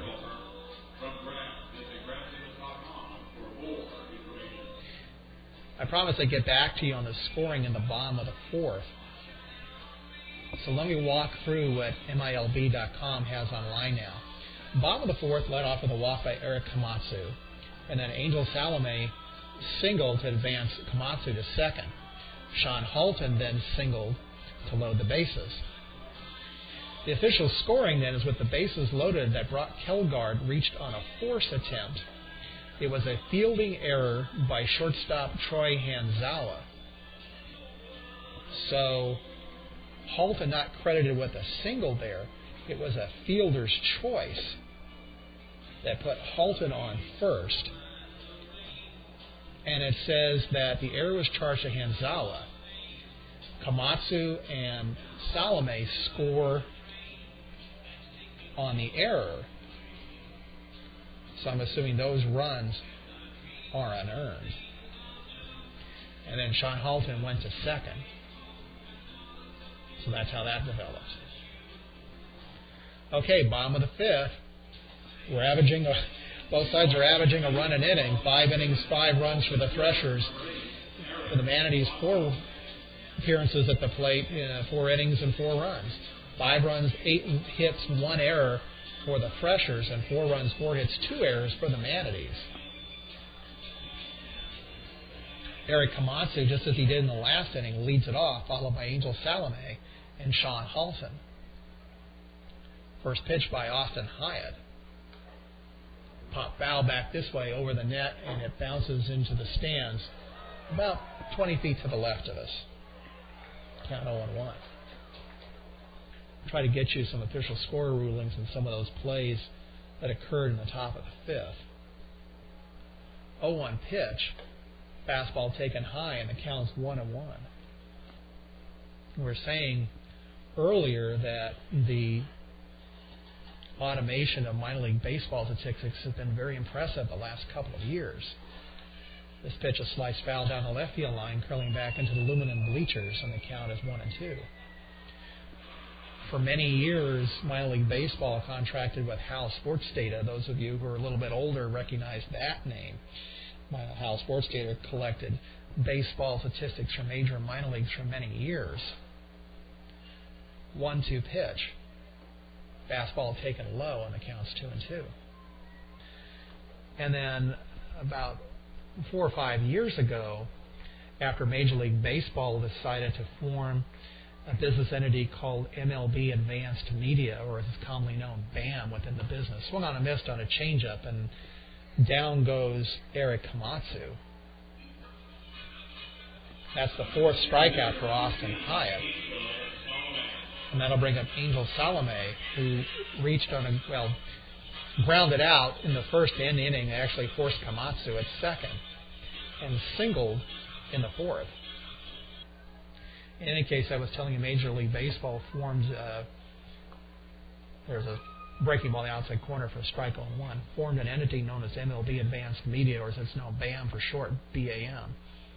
And one of the things they did was introduce the automation of all baseball statistics and availability of instant data on the internet. Here's a high pop foul down the first baseline. Eventually it's going to come down like a mortar shot just out on the concourse beyond the stands. 0-2. So now if you go to the Major League Baseball website, MLB.com, or any of the 30 Major League team sites, you'll see instant pitch-by-pitch updates. Fastball misses away 1-2. And that's all because BAM has automated that data. Well, a couple of years ago, Minor League Baseball, which is an umbrella entity separate from Major League Baseball, signed a contract. Here's a grounder rolling down to short. Hanzawa has the ball, flips over to Ruff at first for the out. So Salome retired 6-3, and with 2 down, that'll bring up Sean Halton, who's 0 for 2. Struck out and reached on a fielder's choice. In any case, Minor League Baseball signed a deal with Major League Baseball to have BAM, MLB Advanced Media, take over the collection of its statistical data. First pitch is swung on, is fouled right back into the net, 0-1. And what that did was that it allowed the computer model that Major League Baseball had developed for its statistics to be applied to Minor League Baseball. And among the things that does is that allows all of us to go on to MILB.com and get much more instant information on what's happening with every game in the minor leagues. Fastball misses away and it counts 1-1. So the way it works now is that at every game there's a person in the press box. There's a foul ball back off of the press box 2 windows to the right of us, and it counts 1 and 2. There's somebody in the press box of every minor league game who has live access to the internet and is feeding in the lineups, the roster changes, what happens play by play. I don't think they do pitch by pitch. They haven't got to that level yet. 1-2 pitch by Hyatt. Swung on a miss on a breaking ball. And that's the 5th strikeout for Austin Hyatt. So the Manatees go in order, and after 5, it's the Threshers 5 and the Manatees 4. So to finish on the discussion of what happens with these statistics, one of the ways that it's automated, because sometimes you get more than one player with the same name, very common names, and so what happens is that they're issued a unique ID number by BAM, and that is entered into the system when you enter the starting lineups for a game. So if you have 5 John Smiths who are playing pro ball, each one has a different ID number, and that's how they're told apart. And that gets entered into the system at the beginning of every game, and then, as we just said, the official scorer enters his ruling for each play into the computer. And that information gets fed back to BAM, and then it goes live online. Now, I've been doing minor league baseball for many years, and not just for SpaceCoastBaseball.com. That's a 1-year effort that I started a year ago when I moved here to Florida from California. Before that, in 1998, I started another website covering the Angels minor leagues, and that's still active. It's FutureAngels.com, and I've been doing that since 1998, and I've had inquiries from parents from time to time to say, hey, the official scoring says that my son did this and he really did that. It says that he had a single when in fact it was a triple. How do I get that corrected? Well, what you have to do is you have to go to the home team, and the home team has to verify that there's an error in the system, because after all they do hire the official scorers, and they have to go into their computer system and they have to update that. And I think that the teams have, I heard at one point it's something like 72 hours to get the data in. I think now maybe 24 hours, because I just don't think it's acceptable to go that long without entering data anymore. But they do try to get that in there fairly quickly. So if you look at a box score and you think it's wrong, you need to contact the home team and let them know and let them research it. All right, top of the 6th, The Threshers lead the Manatees 5-4. Willie Peralta is done for the night. We'll get you his official numbers here in just a moment. But coming in to pitch is number 34, Corey Frerichs. Corey's last name is spelled F-R-E-R-I-C-H-S. It's his 25th relief appearance, 3-1 with a 3.02 ERA. Has one save in 41 2/3 innings. Struck out 29, walked 14, given up 28 hits. Corey pitches right-handed, 5'11", 200 pounds. Turned 24 on May 7th. He'll face the number 9 batter, Hanzawa, and then to the top of the lineup goes and Garcia. He's working from the stretch with nobody on, which you see more and more often with relief pitchers because they're used to it. First pitch is a breaking ball and misses down and away, 1-0. Hanzawa was grounded out twice. He grounded into a double play in the second and grounded out to second in the fourth. Fastball hits the inside corner and the count's 1-1. 1-1 pitch. Fastball down and away and the count's 2-1. Sergio Miranda at third, playing even with the bag, maybe about 5 steps off the bag. The rest of the infield pretty deep, especially up the middle. Sanchez at short and Klein at second, right on the grass. And there's a grounder on a couple of hops down to Sanchez at short. He goes on to Halton at first, 1 down. Center fielder number 24, Anthony. So with 1 down, we go back to the top of the lineup to Anthony Gose, who's 2 for 3 with a single and a solo home run. Miranda still even with the bag over at third. He's a little bit more off of the bag now, maybe about 15-20 feet for the left-hander Gose. Anthony takes the first pitch, fastball misses down low, 1-0. Final line on Willie Peralta, 5 innings, 5 runs, 4 earned, 8 hits, struck out 2, walked 3. 1-0 pitch. Gose shows bunt, pulls it back, and the pitch misses away, 2-0.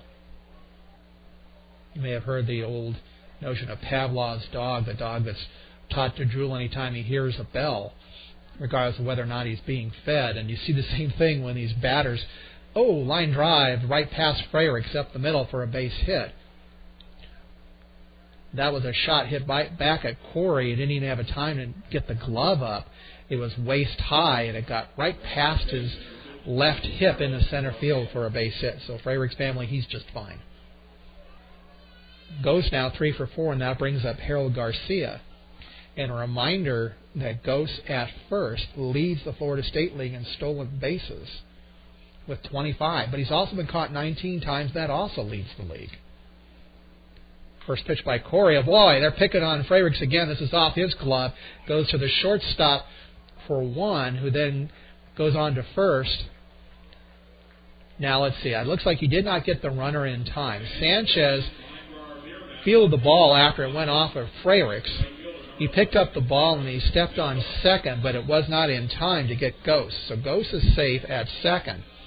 And then Sanchez went on to first to retire Garcia 6-3. So Gose on second with 2 down, and that brings up the number 3 hitter, Derek Mitchell, who's 1 for 3, struck out, grounded to first, and singled. There goes Gose. First pitch is taken for a strike. Throw down to third. He's gone.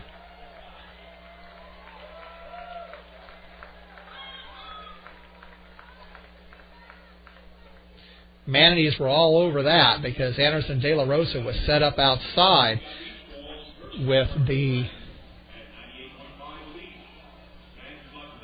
right-handed batter Mitchell.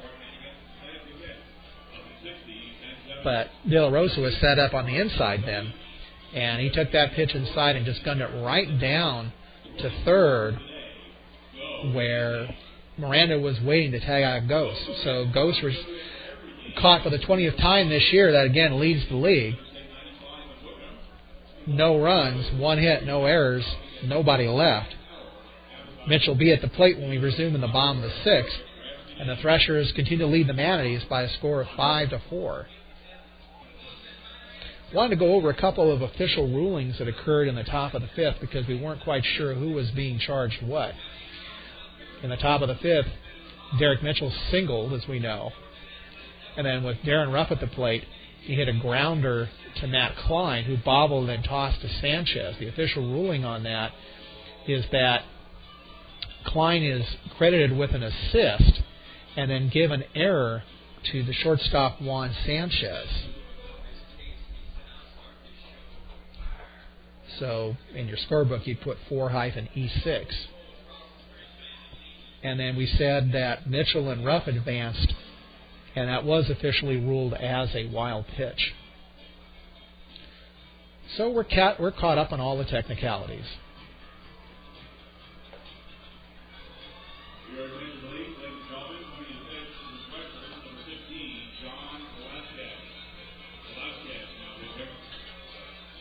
So we're going to have a pitching change for the Clearwater Threshers as well. We'll get you the final line in Austin Hyatt in just a moment. The new pitcher for Clearwater is number 15, John Velasquez. Velasquez.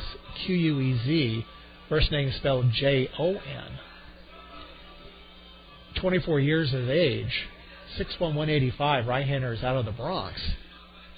I wonder what he thinks when he faces the Tampa Yankees. Velasquez 2-3 with a 1.77 ERA in 20 games. 40.2 innings. Struck out 31. Walked 17. Given up 28 hits in 40 2/3 innings. They'll face Brock Kelgard, followed by Juan Sanchez and Scott Krieger. Kelgard hit a shot to left field that was caught on the warning track in the second and singled in the fourth. Breaking ball bends over the outside corner for a strike, 0-1.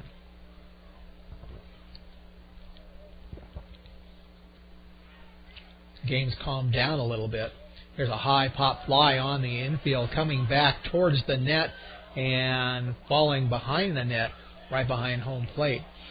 And the count's 0-2. The way that we're constructed here at Space Coast Stadium, we do have ample foul territory along the third and first base sides and behind home plate. There's a big net that's pulled up by cables that protects the press box and the stands behind home plate. There's a fast outside corner, strike 3 called. So Kelgard goes down looking with one out. That'll bring up Juan Sanchez. Sanchez struck out and flied out to right. In any case, as we said, there are cables that hold up that net, but by no means does it come back and protect the stands. If the ball gets over the net, it will come back into the stands. First pitch is swung on, and Sanchez rolls it foul back behind home plate, and the count's 0-1.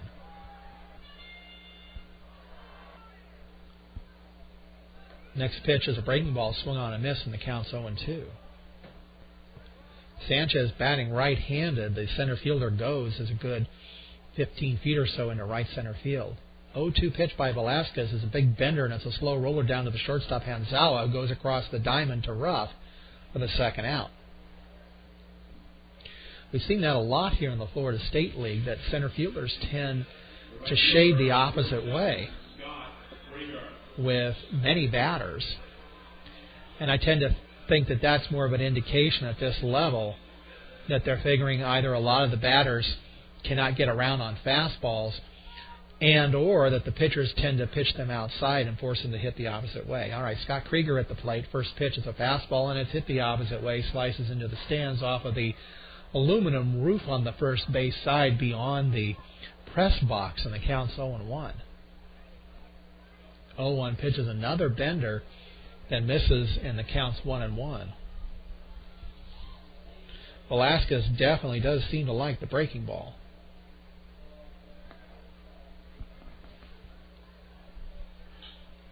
Next pitch misses inside, and the count goes 2-1. Now, Krieger also bats right-handed, and once again we're seeing goes way over into right center field. 2-1 pitch, fastball, and it goes down, high fly ball the opposite way along the right field line over that aluminum overhang, and the count is 2-2. In fact, even though Krieger is a bit of a pull hitter, there's a huge gap between the left fielder and Myers, and the center fielder goes. This one's fouled back into the net, and the count remains 2-2. If Krieger can get around on one of those pitches and pull it up the alley in left center field, I guarantee it's going to roll all the way to the wall. 2-2 pitch, breaking ball. Again, he hits it the opposite way and pokes it into the stands, and the count remains 2-2. Should Krieger reach, Anderson De La Rosa is on deck. 2-2 pitch by Velasquez is a line drive down the right field line, foul, and the count remains 2-2. Final line on Austin Hyatt: 4 runs, 1 earned, 4 hits in 5 innings with 5 strikeouts and 3 walks. If the Threshers keep the lead, Hyatt will get the win. 2-2 pitch, down and in, and the count goes full, 3-2. Velasquez, according to the radar, was at 92 miles an hour there. So he combines his fastball in the low 90s with a series of breaking balls and sliders and other off-speed stuff. 3-2 pitch. Inside, ball 4.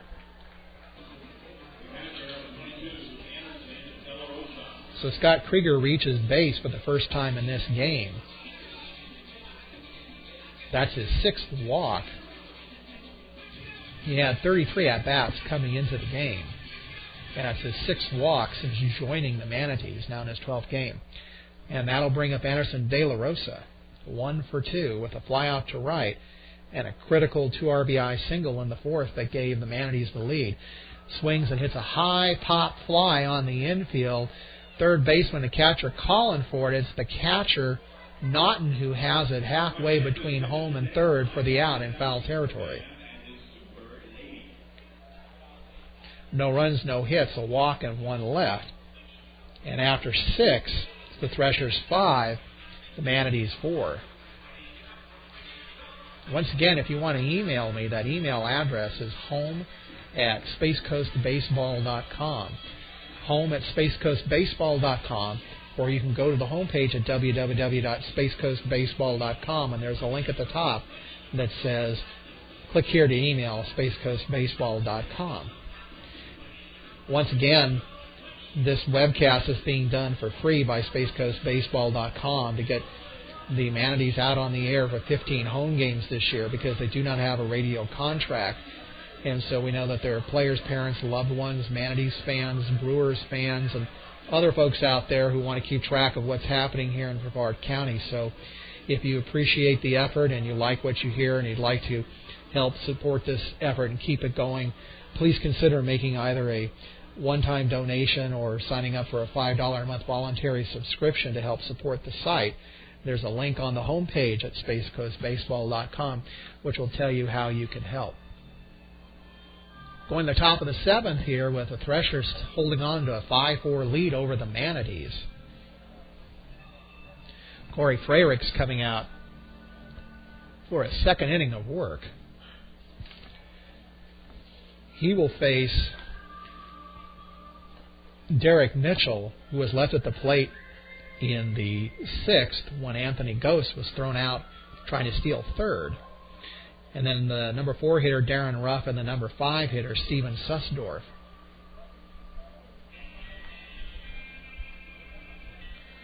Once again, a reminder that if you live in East Central Florida and you get the Bright House Cable Network, that tomorrow night's game between the Manatees and the Lakeland Flying Tigers will be telecast live on the Bright House Sports Network, Channel 47, starting at 7 p.m.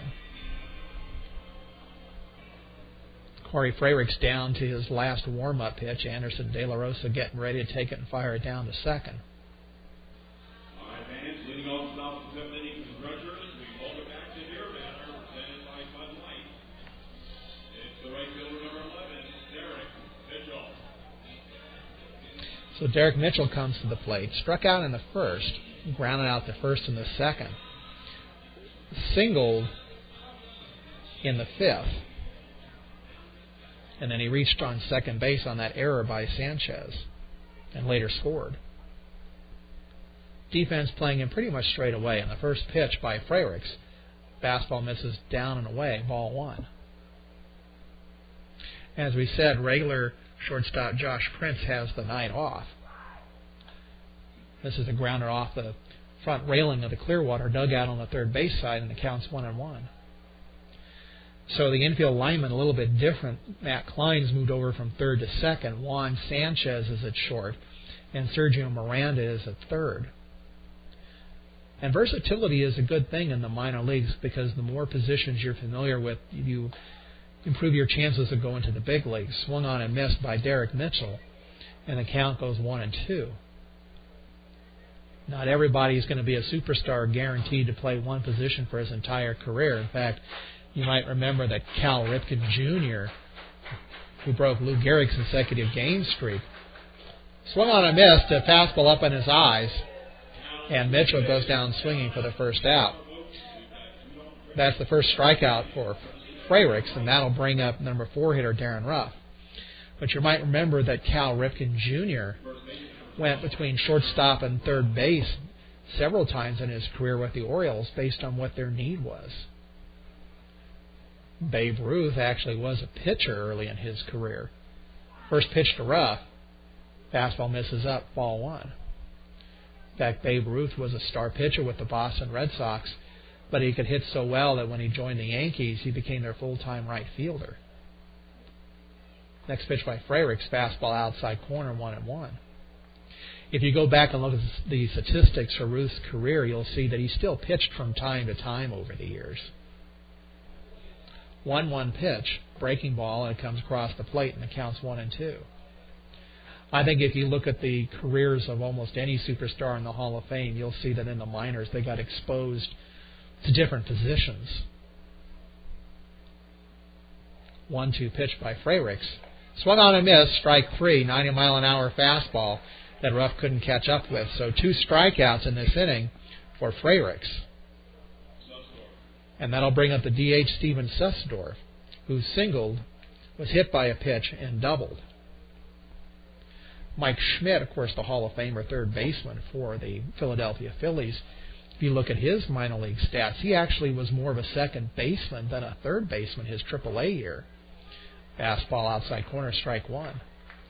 The Phillies exposed him to second base, short, and third, moving him around on the infield. 0-1 pitch by Corey, swung on and missed, strike 2. So Corey Freyricks having some success here, and he's 1 pitch away from striking out the side. Fans getting a rhythmic applause going, hoping to get Corey get his next strikeout, but instead it's going to be a high fly ball into left field. Waiting for it to come down is Brock Kilgard for the final out. So a second inning of impressive relief work by Corey Freyricks. 1, 2, 3 go the Threshers, and as we go to the bottom of the 7th, it's the Threshers 5, the Manatees 4, and I'll let you listen to Take Me Out to the Ball Game.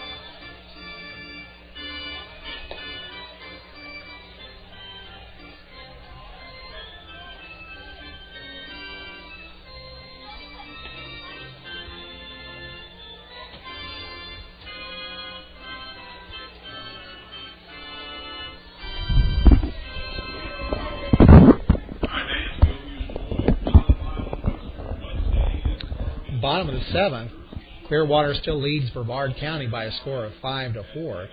John Velasquez out for his second inning of relief work. Let me tell you a little bit about what else is going on in the baseball world here in Brevard County.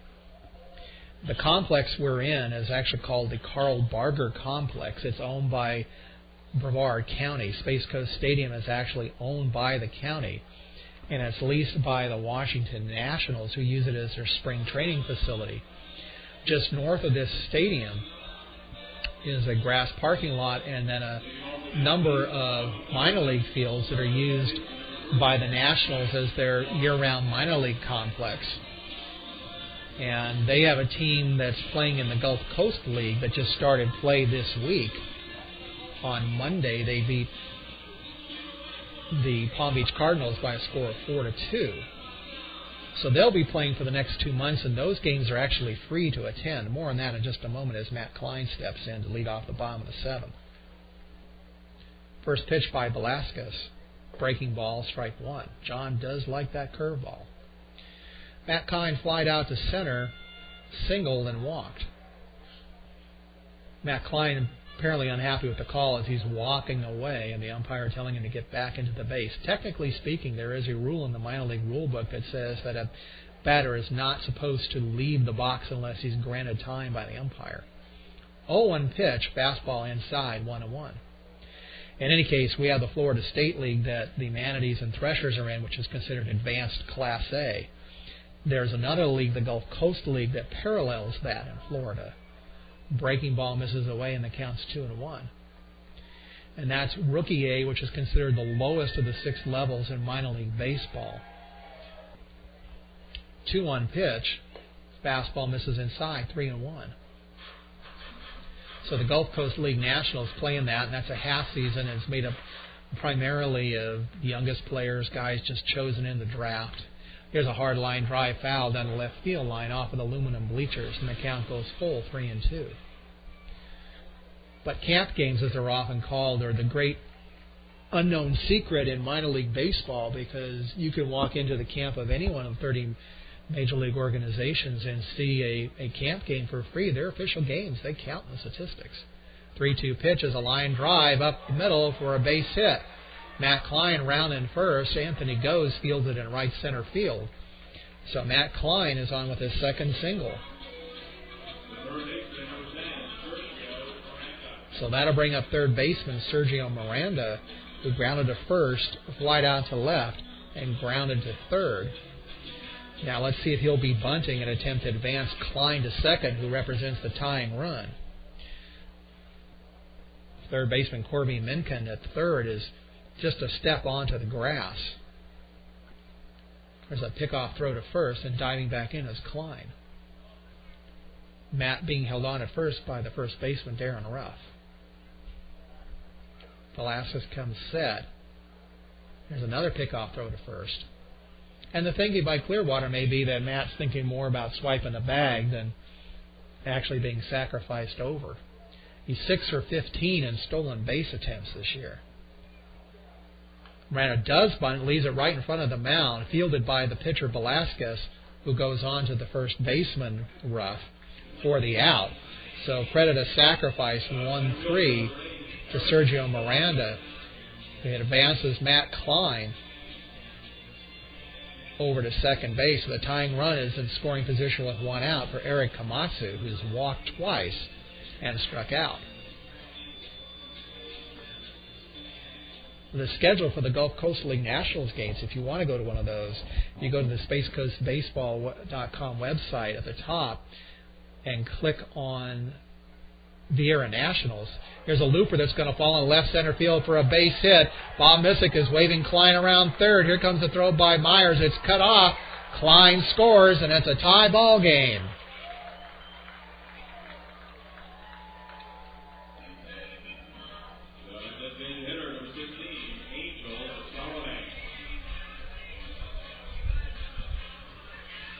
So coming to the plate now is the cleanup hitter, Angel Salome. And keep in mind that Angel is basically a AAA player who got a taste of the big leagues last year, who's back here now trying to get his frame of mind back to play professional baseball. Throw over to first, and Komatsu back in standing. He was just a couple of steps off the bag. In his minor league career, Salome, through 2009, had 47 minor league home runs. First pitch to Angel is going to be a bouncer down to short. Shortstop goes to second for one to force Komatsu on to first, double play. So Salome and Komatsu retired 4-6-3.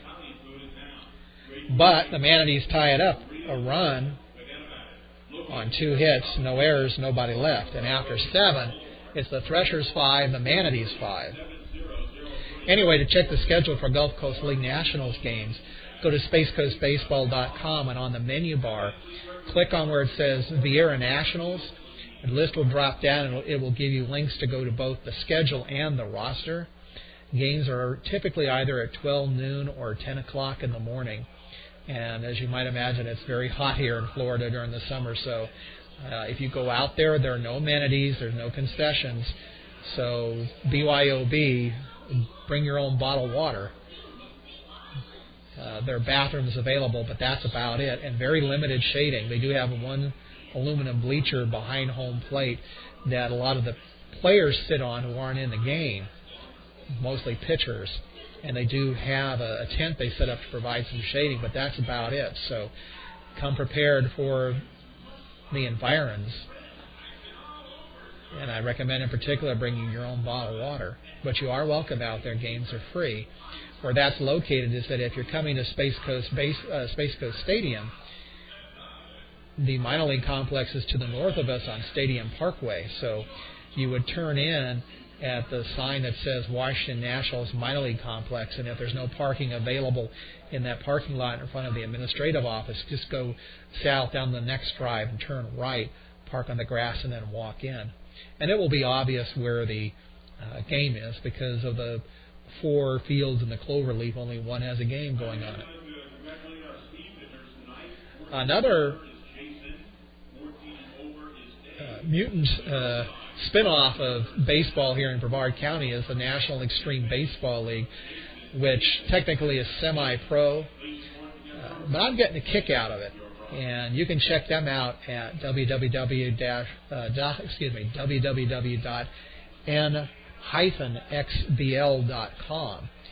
What that's all about is that it's a 4-team league here in Florida that calls its format Double Diamond Baseball. And in addition to the traditional white bases on the infield that are run counterclockwise, right next to those bases are orange bases that are run clockwise. And in each inning, the first batter runs the traditional counterclockwise on the white bases, but the next batter will run clockwise, the opposite direction, on the orange bases. So it makes for all sorts of interesting permutations that you haven't thought about. Top of the 8th, 5-5. Joel Naughton leading it off against Corey Freyricks, who's pitching quite well. Fastball misses away, 1-0. Anyway, if you want to learn more about NXBL, again, you can go to their website at n-xbl.com. Another fastball misses away and the count's 2-0. Also on my site, in addition to a link for the NXBL, say Space Coast Rockets, the local team, up on the menu bar, look under videos in the left column because I've shot a couple of games out there and you see some really fascinating game footage that I've filmed. Count goes 3-0 as another fastball misses away. We also have an amateur league, the Brevard County Amateur Baseball Association, that's winding up play this weekend. Fastball misses away, ball 4. So after 2 impressive innings, Corey Freyricks gives up a leadoff walk on 4 pitches to Joel Naughton. Naughton looking back almost as if he expects a pinch runner, but I don't see one. Naughton, of course, being a catcher, you wouldn't expect him to be swift of speed.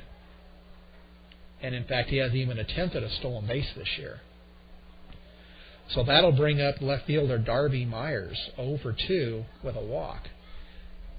Miranda in at third looking for a bunt, but instead Myers laces a base hit into center field. Blocking the ball is Komatsu. Advancing to second is Naughton. The third baseman, number 6, Corby Mitchell. Sergio Miranda was charging on the pitch, expecting a bunt, but instead Myers just whacked the ball into center field. So the first 2 batters reach base for Clearwater here in the top of the 8th. And that'll bring up the third baseman, Corby Minkin, who's walked and grounded out twice. Miranda at third once again is a step or 2 in on the grass. Minkin bats left-handed. Freyricks comes sec, looks back at the runner at second, and there is a bunt, but it rolls foul up the third baseline. I was telling you about the Brevard County Amateur Baseball Association, BCABA. It's one of two amateur adult leagues here in the county, the other one run by the county itself, the Park and Recs Department. This one is a private entity, and their championship game is this Sunday. Next pitch is another bunt attempt, and it rolls foul over towards the Clearwater on deck circle, and the count's 0-2. The Rockledge Rays will face the the Merritt Island Marlins on Sunday for the BCABA title. 0-2 pitch is another bunt that goes foul, and Minkin is gone. That was a fastball up and in a little bit. Minkin was showing bunt the whole time, and I thought, well, with 2 strikes, he's just faking it. But he did try to bunt it, and the pitch was thrown so hard and up and in that he just kind of raised the bat defensively, and it took a hard glancing angled foul over towards the Clearwater dugout, and he was done. So 1 out, and that'll bring up the shortstop Hanzawa. First pitch is a fastball, taking strike 1. Hanzawa 0 for 3, grounded out all 3 times. Naughton at second, Myers at first, 1 out. Pitch by Freyricks, swung on and missed on an off-speed pitch, and the count goes 0-2. Once again, about the BCABA championship game, Rockledge Rays against the Merritt Island Marlins on Sunday at 12:45 p.m. That'll be at Mitchell Ellington Park in Merritt Island. That's just off of Courtney Parkway on Hall Road. If you go up Route 3, Courtney Parkway from the 528, turn left on the Hall Road, and you can't miss the park. It's just a couple hundred feet down the street. 0-2 pitch, swung on and missed, strike 3. That's the 4th strikeout for Corey Freyricks. So we go back to the top of the lineup, and Anthony goes. That BCABA championship game Sunday, 12:45 p.m. at Mitchell Ellington Park. If you go to my site, spacecoastbaseball.com, and look under Need to Know on the right, you'll see links for both the BCABA website and directions to Mitchell Ellington Park. All right, Anthony Gose at the plate, 3 for 4. Singled, homered, and singled. First pitch by Freyricks, fastball misses outside, 1-0. 5-5 tie here in the top of the 8th. Naughton on second, Myers on first with 2 down. 1-0 pitch by Freyricks. Goes checks his swing, but it was a fastball in the outside corner anyway, and the count goes 1-1. No action in the Clearwater bullpen, and as we said, we cannot see the Manatees bullpen. It's down behind the right field corner out of sight. Defensive alignment pretty much straight away for Gose. 1-1 pitch is a slow roller up the first baseline that goes foul. And the count's 1-2. Well, Freyricks 1 pitch away from getting out of this inning and giving the Manatees some badly needed 3 shutout innings of relief. Center fielder Komatsu now a couple of steps into left center field. 1-2 pitch. Swung on and missed, strike 3. Down the dirt, Gose does not advance, and so De La Rosa just reaches over and tags him for the final out. So that'll be a strikeout with the out credited to De La Rosa. No runs, a hit, no errors, and 2 left. And as we go to the bottom of the 8th, it's the Threshers 5 and the Manatees 5.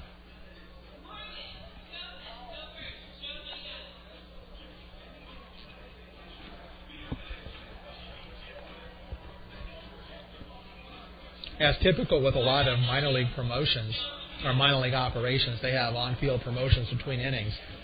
And right now, the Manatees mascot, Manny the Manatee, as you might suspect, is on the field with a new mascot that was introduced this year. Is a guy who's called Superfan, and being a geek, I can use this word. He's dressed a little geeky. He's got on a powder blue Superman t-shirt, a red cape. He's in Superman boxer shorts and he's got a white sweatband around his forehead, and he wears pretty thick glasses.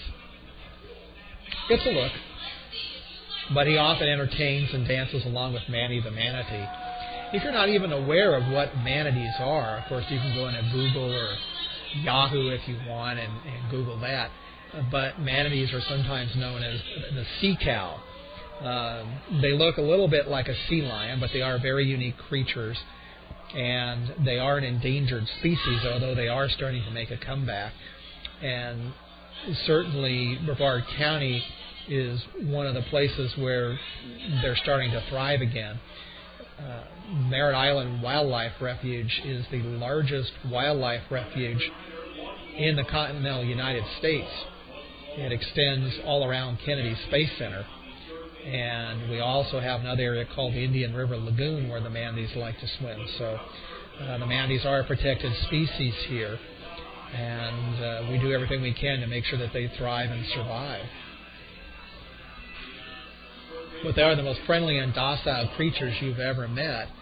They literally are fearless. They don't attack anything. They just eat the grass off of the river basin floor. But they're very friendly with humans.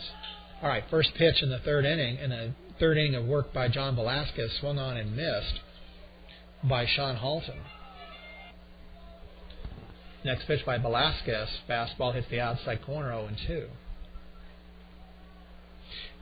Real quickly on manatees, there are several nature tours here in Brevard County that you can take to go out either on boat cruises or kayaking to have close encounters with the manatees. Here's a fastball taken up high, and it counts 1-2.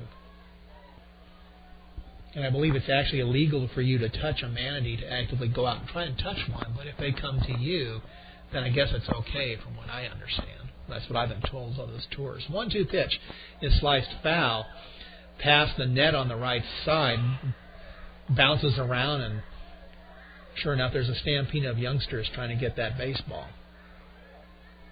Count remains 1-2 to Sean Halton. 1-2 pitch by Velasquez. Breaking ball swung on, and Sean just got a splinter of wood on that to stay alive, and the count's 1-2. Brock Kelgard on deck. Halton with 5 home runs, and on deck Brock Kelgard with 7. So certainly some power potential here in the bottom of the 8th. Breaking ball, he reaches out and pokes it to right center field. Giving ground is the right fielder. The ball is carrying, and catching it on the warning track is Mitchell. Wow, the ball was really carrying there. At first it didn't look like it was going to go very far, but the wind is kind of blowing in that direction towards right, and it kept on carrying. So gave us a little bit of a thrill, and maybe Sean Halton was going to poke it out the opposite way, but no such luck. 1 down. That'll bring up Brock Kelgard, who hit a mammoth fly ball to left field that wound up on the warning track, again cut down by that wind, singled and struck out looking.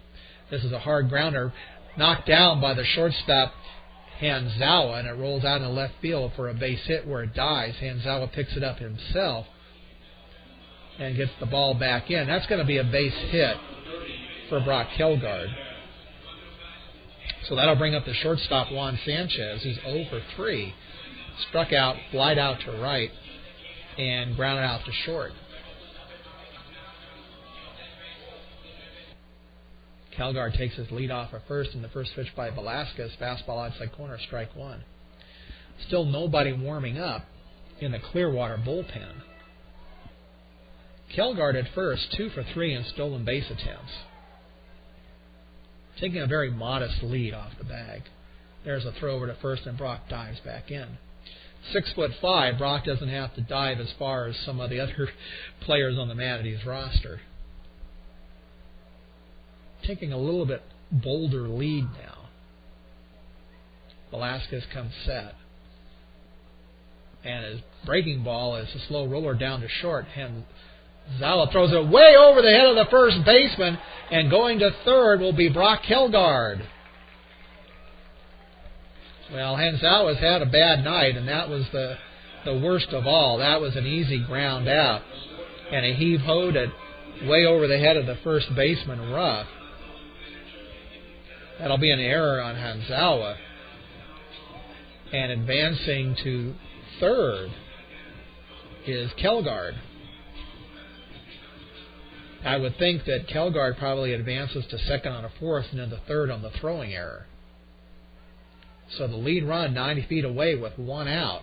And that brings up Scott Krieger, who struck out looking, grounded to first, grounded back to the mound, rather, and then walked. Fake throw to third and no effort to throw over to first. They always say that never works. Every very rare once in a while you read that it does. In fact, that's probably the only reason you do read about it is when it does work, because it's so rare.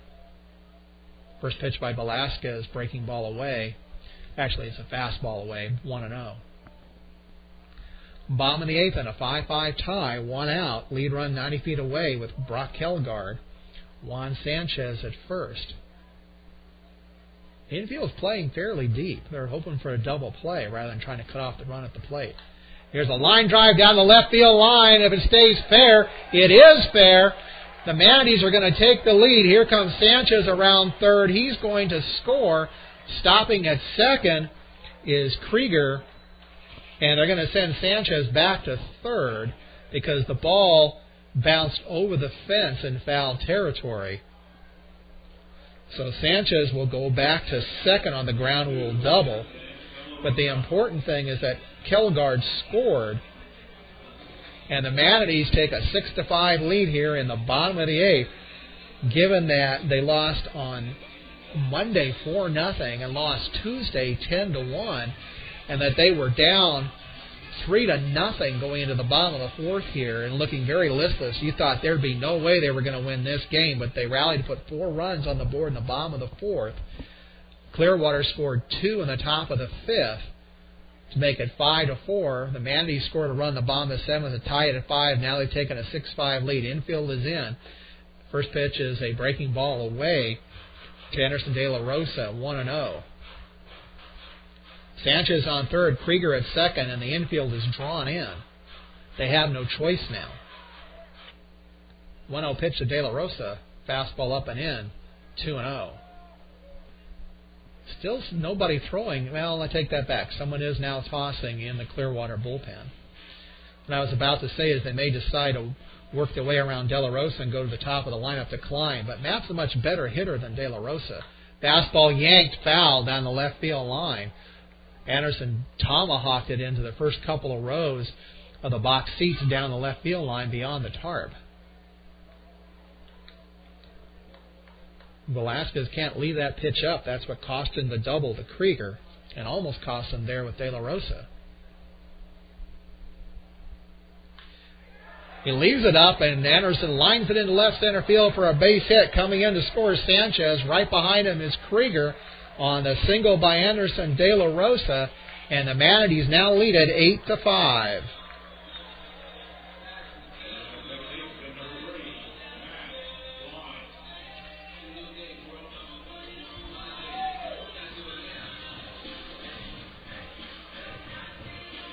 Wowee.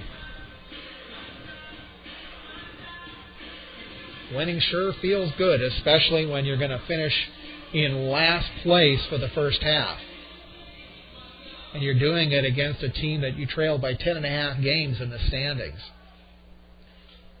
Dusty Wathan coming out to the mound, and that's going to be it for John Velasquez. So the Manatees have posted 3 runs here in the bottom of the eighth to take an 8-5 lead. So far, Wathan has not gestured for a pitching change. He may be waiting for the home plate umpire to come out to get his relief pitcher in the bullpen a few more throws. There's gestures now, and that's going to be it for John Velasquez.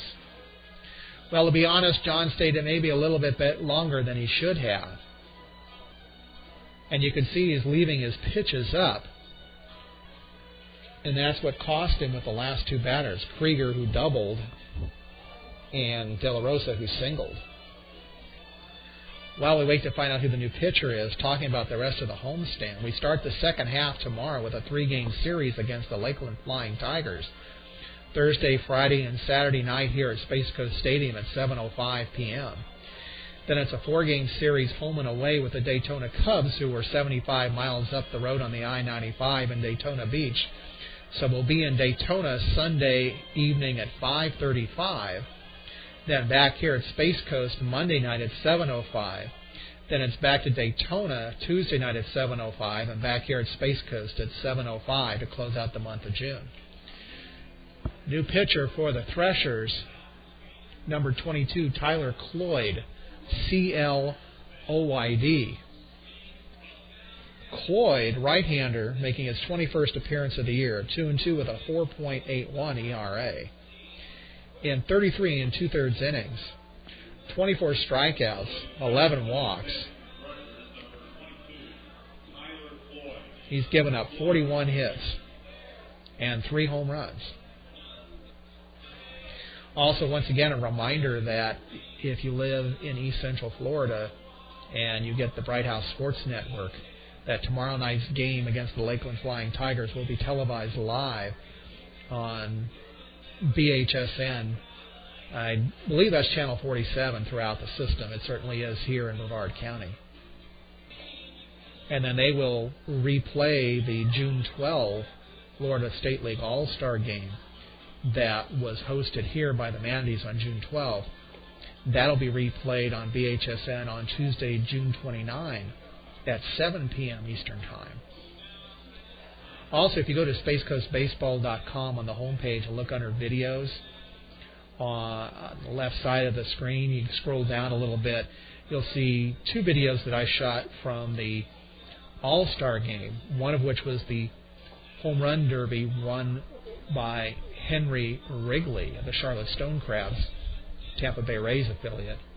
And you'll also see the video of the All-Star Game Gala Banquet the night before, where the featured speaker was Pat Williams, the general manager of the Orlando Magic. Just so happens that Pat's son Bobby is the manager of the Gulf Coast League Nationals across the parking lot here we were talking about earlier. All right, 8-5 Manatees looking for more with 1 out here in the bottom of the 8th.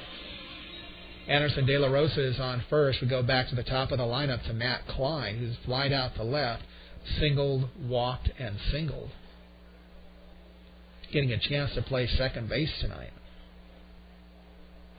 First pitch by Cloyd. It's a breaking ball over the plate, strike 1.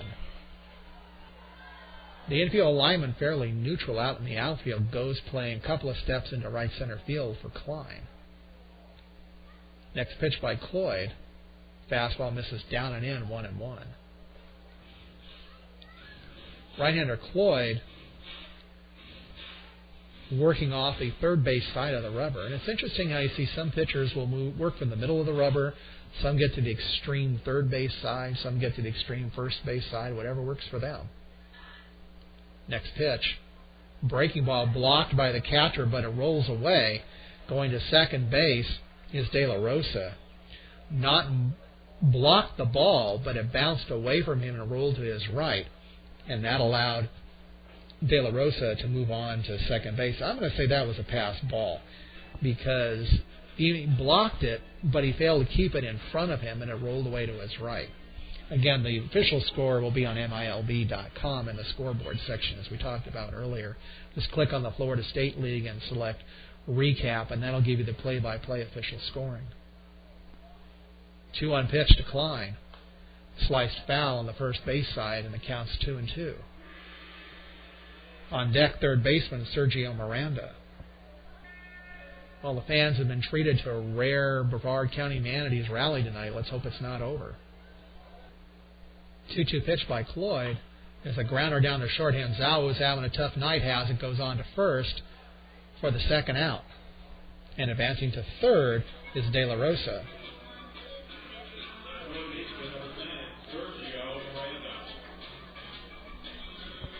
So with 2 down and De La Rosa on third, that'll bring up Sergio Miranda. Grounded to first, fly out to left, grounded to third, and sacrificed with a bunt back to the mound, advanced runner. Batting left-handed. De La Rosa down the line from third, and the first pitch by Cloyd is a hard bouncer on one hop into right field for a base hit. Scoring is De La Rosa on the single by Miranda, and the Manatees extend the lead to 9-5.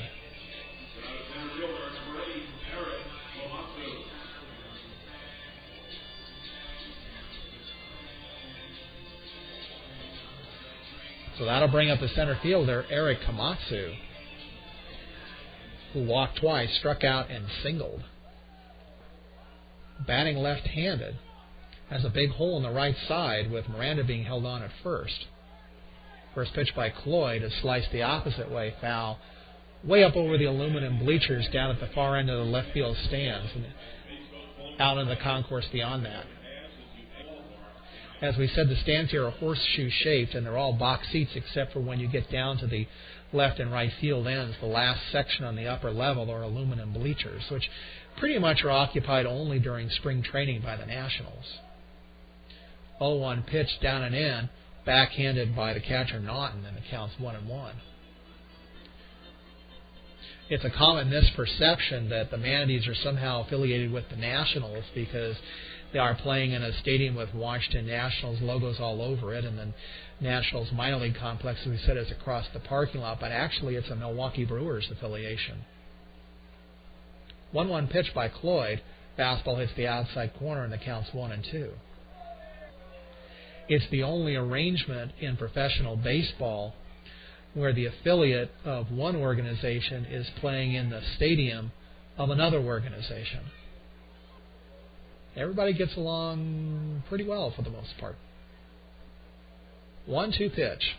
It's a roller down to first. It's gloved foul by the first baseman, Ruff. He tried to sell it, but he was about half a foot into foul territory. He quickly raced over to the bag, hoping he could sell that as a fair ball, but no such luck. And the count remains 1-2. This was at one point a Florida Marlins affiliate. Then it became a Montreal Expos affiliate, but when Montreal moved to D.C. and became the Washington Nationals, the Nationals decided they wanted their advanced Class A affiliation in the suburbs in Potomac. This one is poked the opposite way into left field for a base hit. Advancing to second is Sergio Miranda on the hit by Komatsu.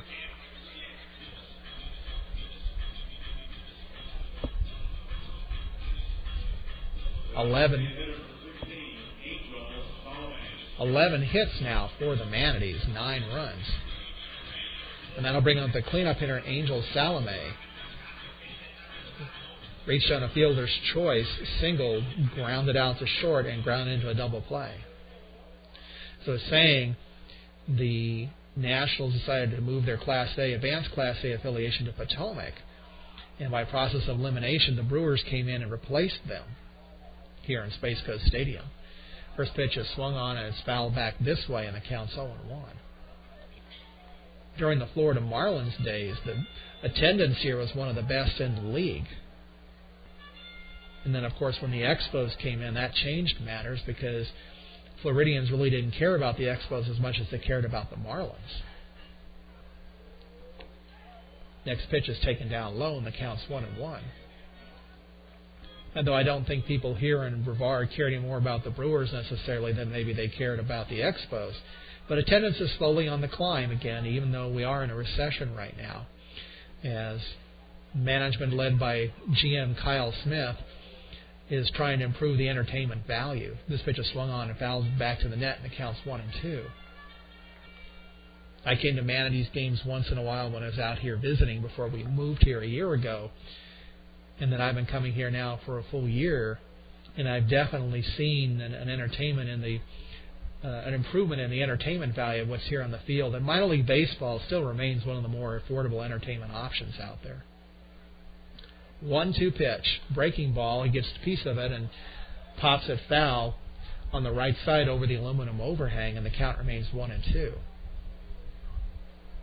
Now I'm not going to name names, but there's a major multiplex theater here in Merritt Island that it costs minimum $9 per person to see a movie. This pitch is swung on and fouled back into the net, and the count remains 1-2. And that's just for 2D movies, and if you go to the 3D movies, they're like $16 now. So you compare that to $7 per ticket for a baseball game in the evening, where you can get out of your house and instead of using your air conditioning up, come out here and sit in Mother Nature where it's a lot cooler. Breaking ball, ooh, where'd that miss? 2-2. That one looked like it bent into the strike zone, but the home plate umpire, Brad Dunn, called it a ball, and we'll go with that. It counts 2-2. Miranda off a second, Komatsu off a first. 2-2 pitch. Fastball drilled up into right center field for a base hit. Coming around third to score is Miranda. The throw to the plate not in time. Stopping at second is Komatsu. And the Manatees are in double digits. They now lead 10-5.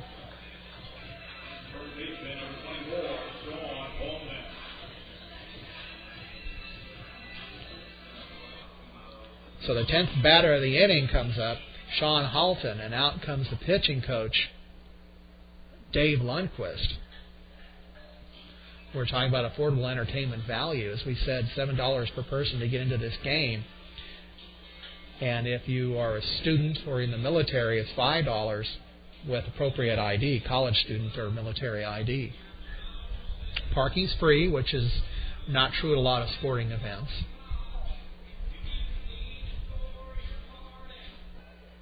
And you get all the usual wacky minor league promotions.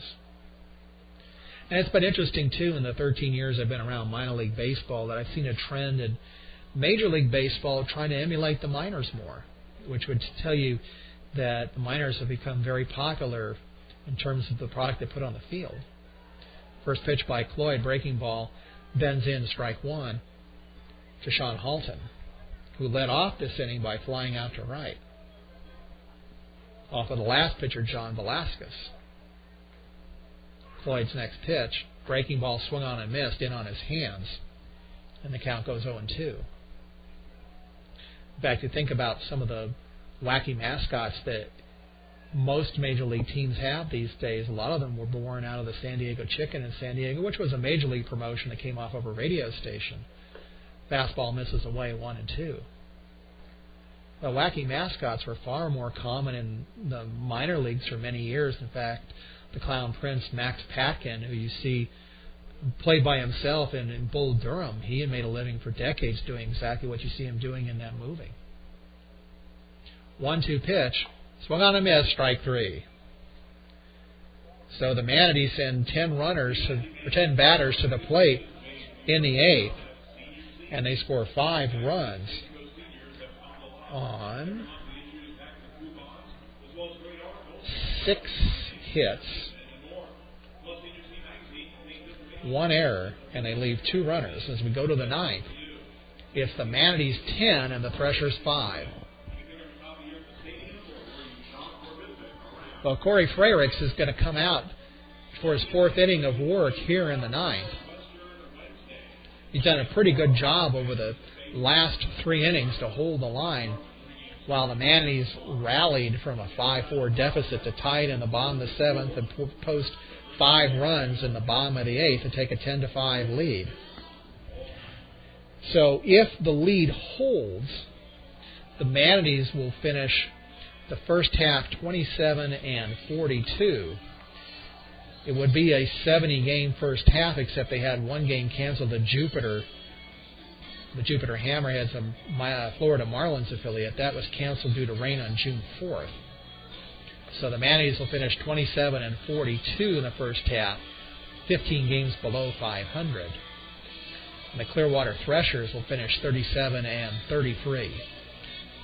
And then tomorrow, everybody resets to 0. And it's not unusual in the minor leagues to see, when you have divided schedules like that, that a team will have a poor 1 half and an excellent second half. The reason for that is that minor league rosters are in such a state of flux. Players get promoted, demoted, they go on the disabled list. Injuries happen, of course, and that's just the way it goes in the minors. Last year, the Tampa Yankees had a mediocre first half, but they went on a tear in the second half because the Yankees promoted to Tampa a lot of players from their lower Class A affiliate, and those guys just took off in the second half, and eventually they won the Florida State League pennant. Top of the ninth, Harold Garcia, followed by Derek Mitchell and Darren Ruff. Corey Frerichs in his fourth inning of work in the first pitch, fastball to the outside corner, strike one. Garcia singled, walked, and grounded out twice.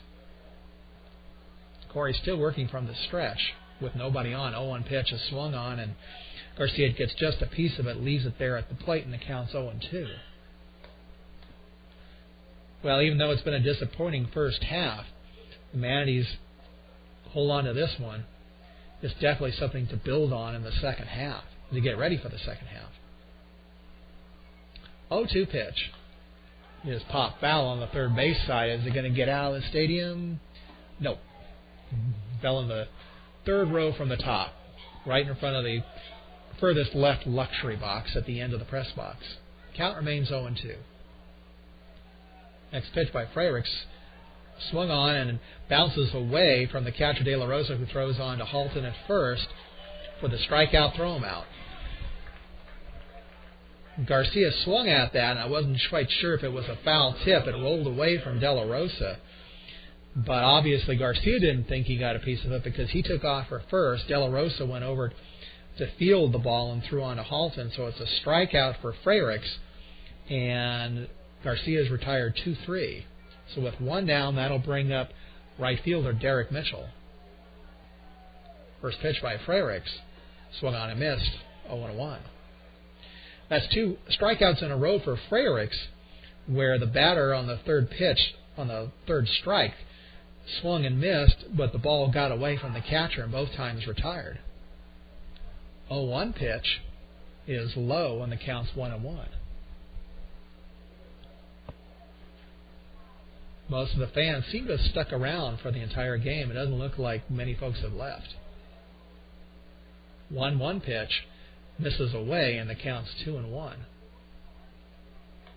Now, as we go into the second half, and as we said, the standings reset at 0-0.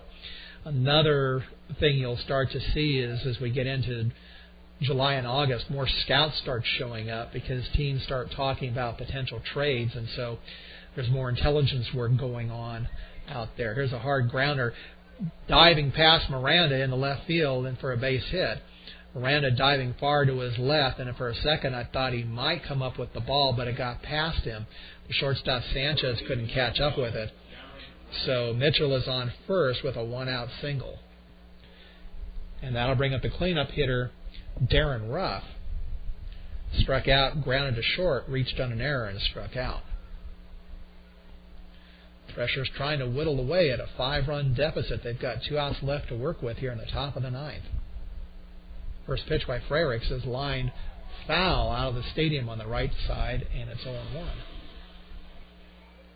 Now, just because scouts show up at a game, that doesn't mean that anything is imminent. Scouts show up all the time, and all they're doing is gathering intelligence information. You get later in the season, they might be asked specifically to look at somebody, but that's not always true. Fastball misses way away, and the count's 1-1.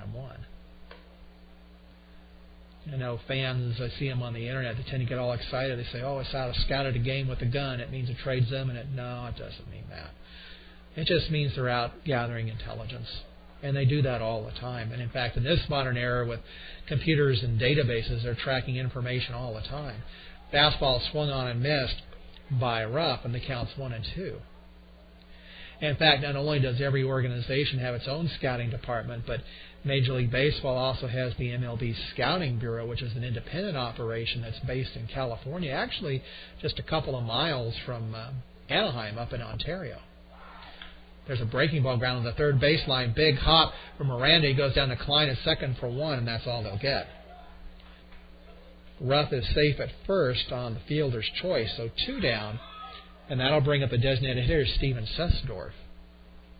Designated hitter number 8, Steven Sessdorf. The MLB Scouting Bureau is there to offer an independent voice, also for the poorer teams like Kansas City and Pittsburgh and teams like that. They might rely more on the Scouting Bureau because they can't afford as many scouts as maybe a wealthy team like the Yankees, the Red Sox, fill in the blank.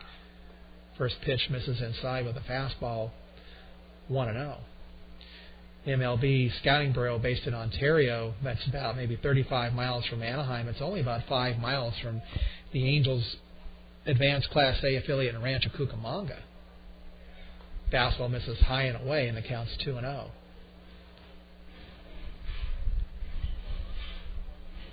And so every organization, because all the 30 organizations pay into Major League Baseball, of course, they can share that information. If nothing else, they get a second opinion.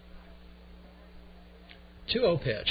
Fastball hits the outside corner, 91 miles an hour, counts 2-1. Of course, scouting is far more art than science. 2-1 pitch. Fastball way away, 3-1. I'm thinking Corey must be tiring out because his control in this inning has been the least impressive of the 4 innings that he's worked. Takes a look at Ruff walking off at first. He's not being held on by Halton with a 5-run lead. Halton off the line about 10 feet. 3-1 pitch is swung on and sliced foul down the left side and leaves the stadium, and the count's 3-2. So the Manatees have 1 strike left to get, and they'll have an emphatic come-from-behind win over the Clearwater Threshers.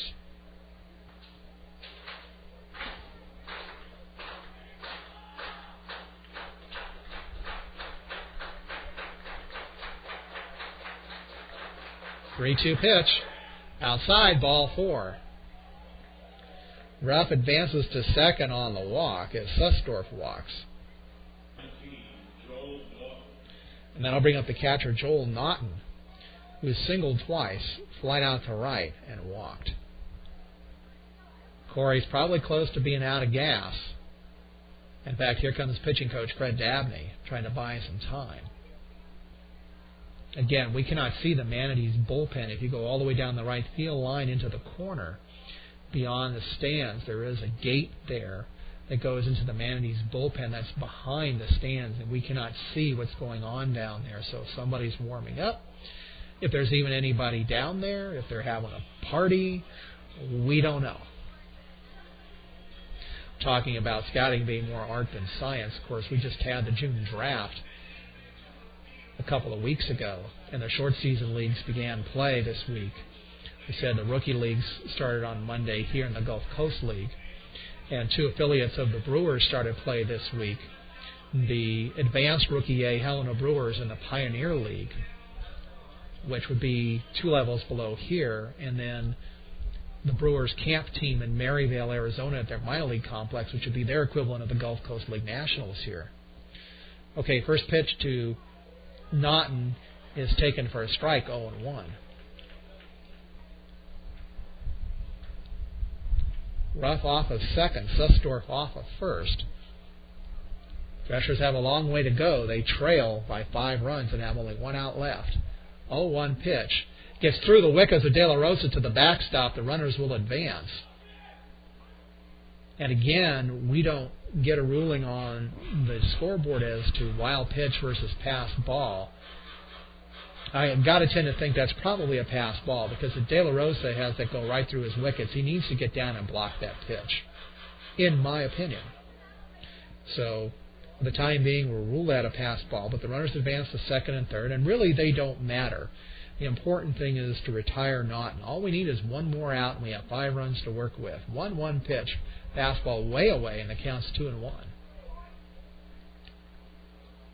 Frerick still has his velocity. That one registered 91, but it's his location that he's lost, which is not unusual when a pitcher starts to tire. 2-1 pitch is poked the opposite way, but it's going to go foul off the tarp along the third baseline. So the count's 2-2. Sussdorf retreats to second. Ruff back to third. The outfielders playing somewhat shallow. They don't want to let a single fall in and allow 2 runs to score. They'll give up the deep one. 2-2 pitch. Down the middle, but low, and the count goes full, 3-2.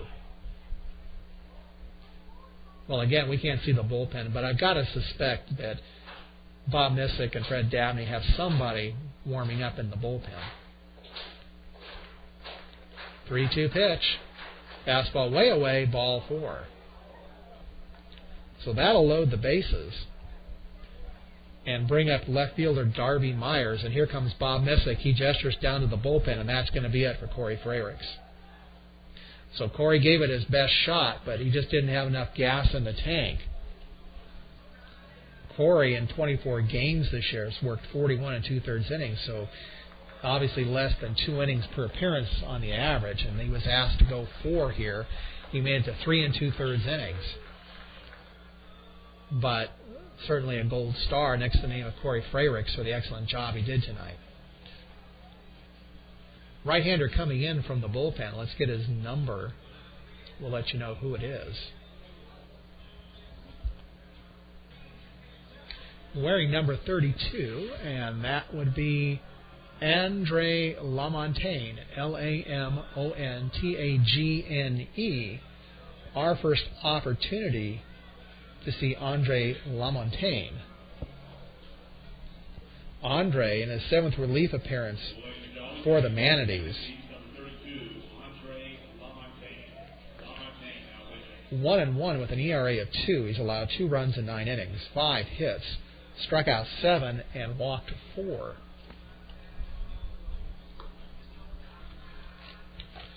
LaMontagne joined the Brewers organization in 2009 out of Oral Roberts University. Began his professional career with the Helena Brewers in Rookie A last year. 13 games, 4 starts, had a 2-4 record with a 4.54 ERA. In 35 2/3 innings, gave up 35 hits, 17 strikeouts, 11 walks,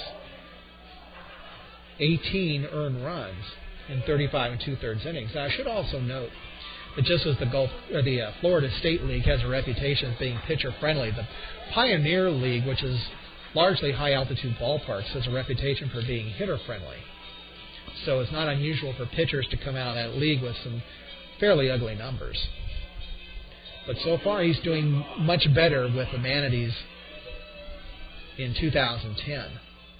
So with the bases loaded and 2 down, he's asked to get just 1 out, and that's left fielder Darby Myers. Ruff off of third, Sussdorf off of second, Naughton on first.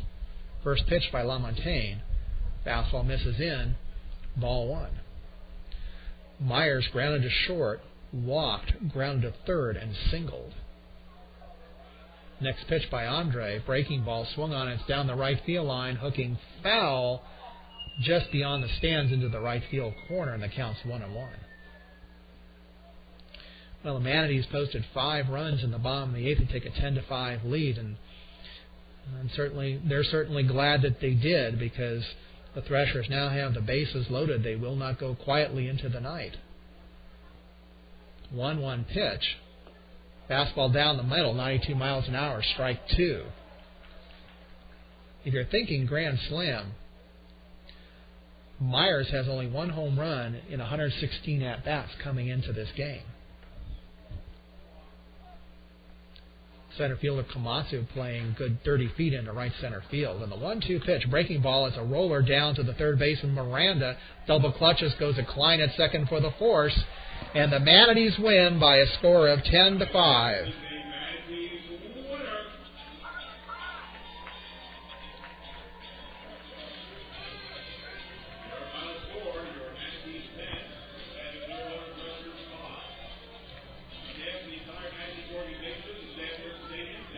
In the 9th for Clearwater, no runs, a hit, no errors, and 3 left.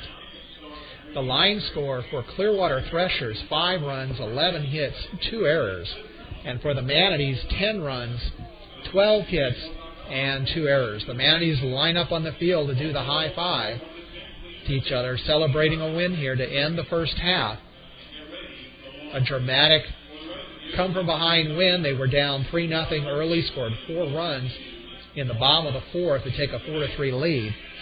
Clearwater posted 2 runs in the top of the 5th to take a 5-4 lead. Manatees tied it up in the bottom of the 7th, 5-5, and then scored 5 runs in the bottom of the 8th to win it by a score of 10-5.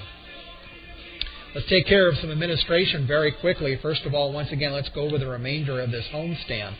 Second half begins tomorrow night. with a 3-game series against the Lakeland Flying Tigers Thursday, Friday, and Saturday night at 7:05 p.m. Then they have a 4-game home and away series with the Daytona Cubs starting Sunday at 5:35 p.m. up the road in Daytona at Jackie Robinson Ballpark.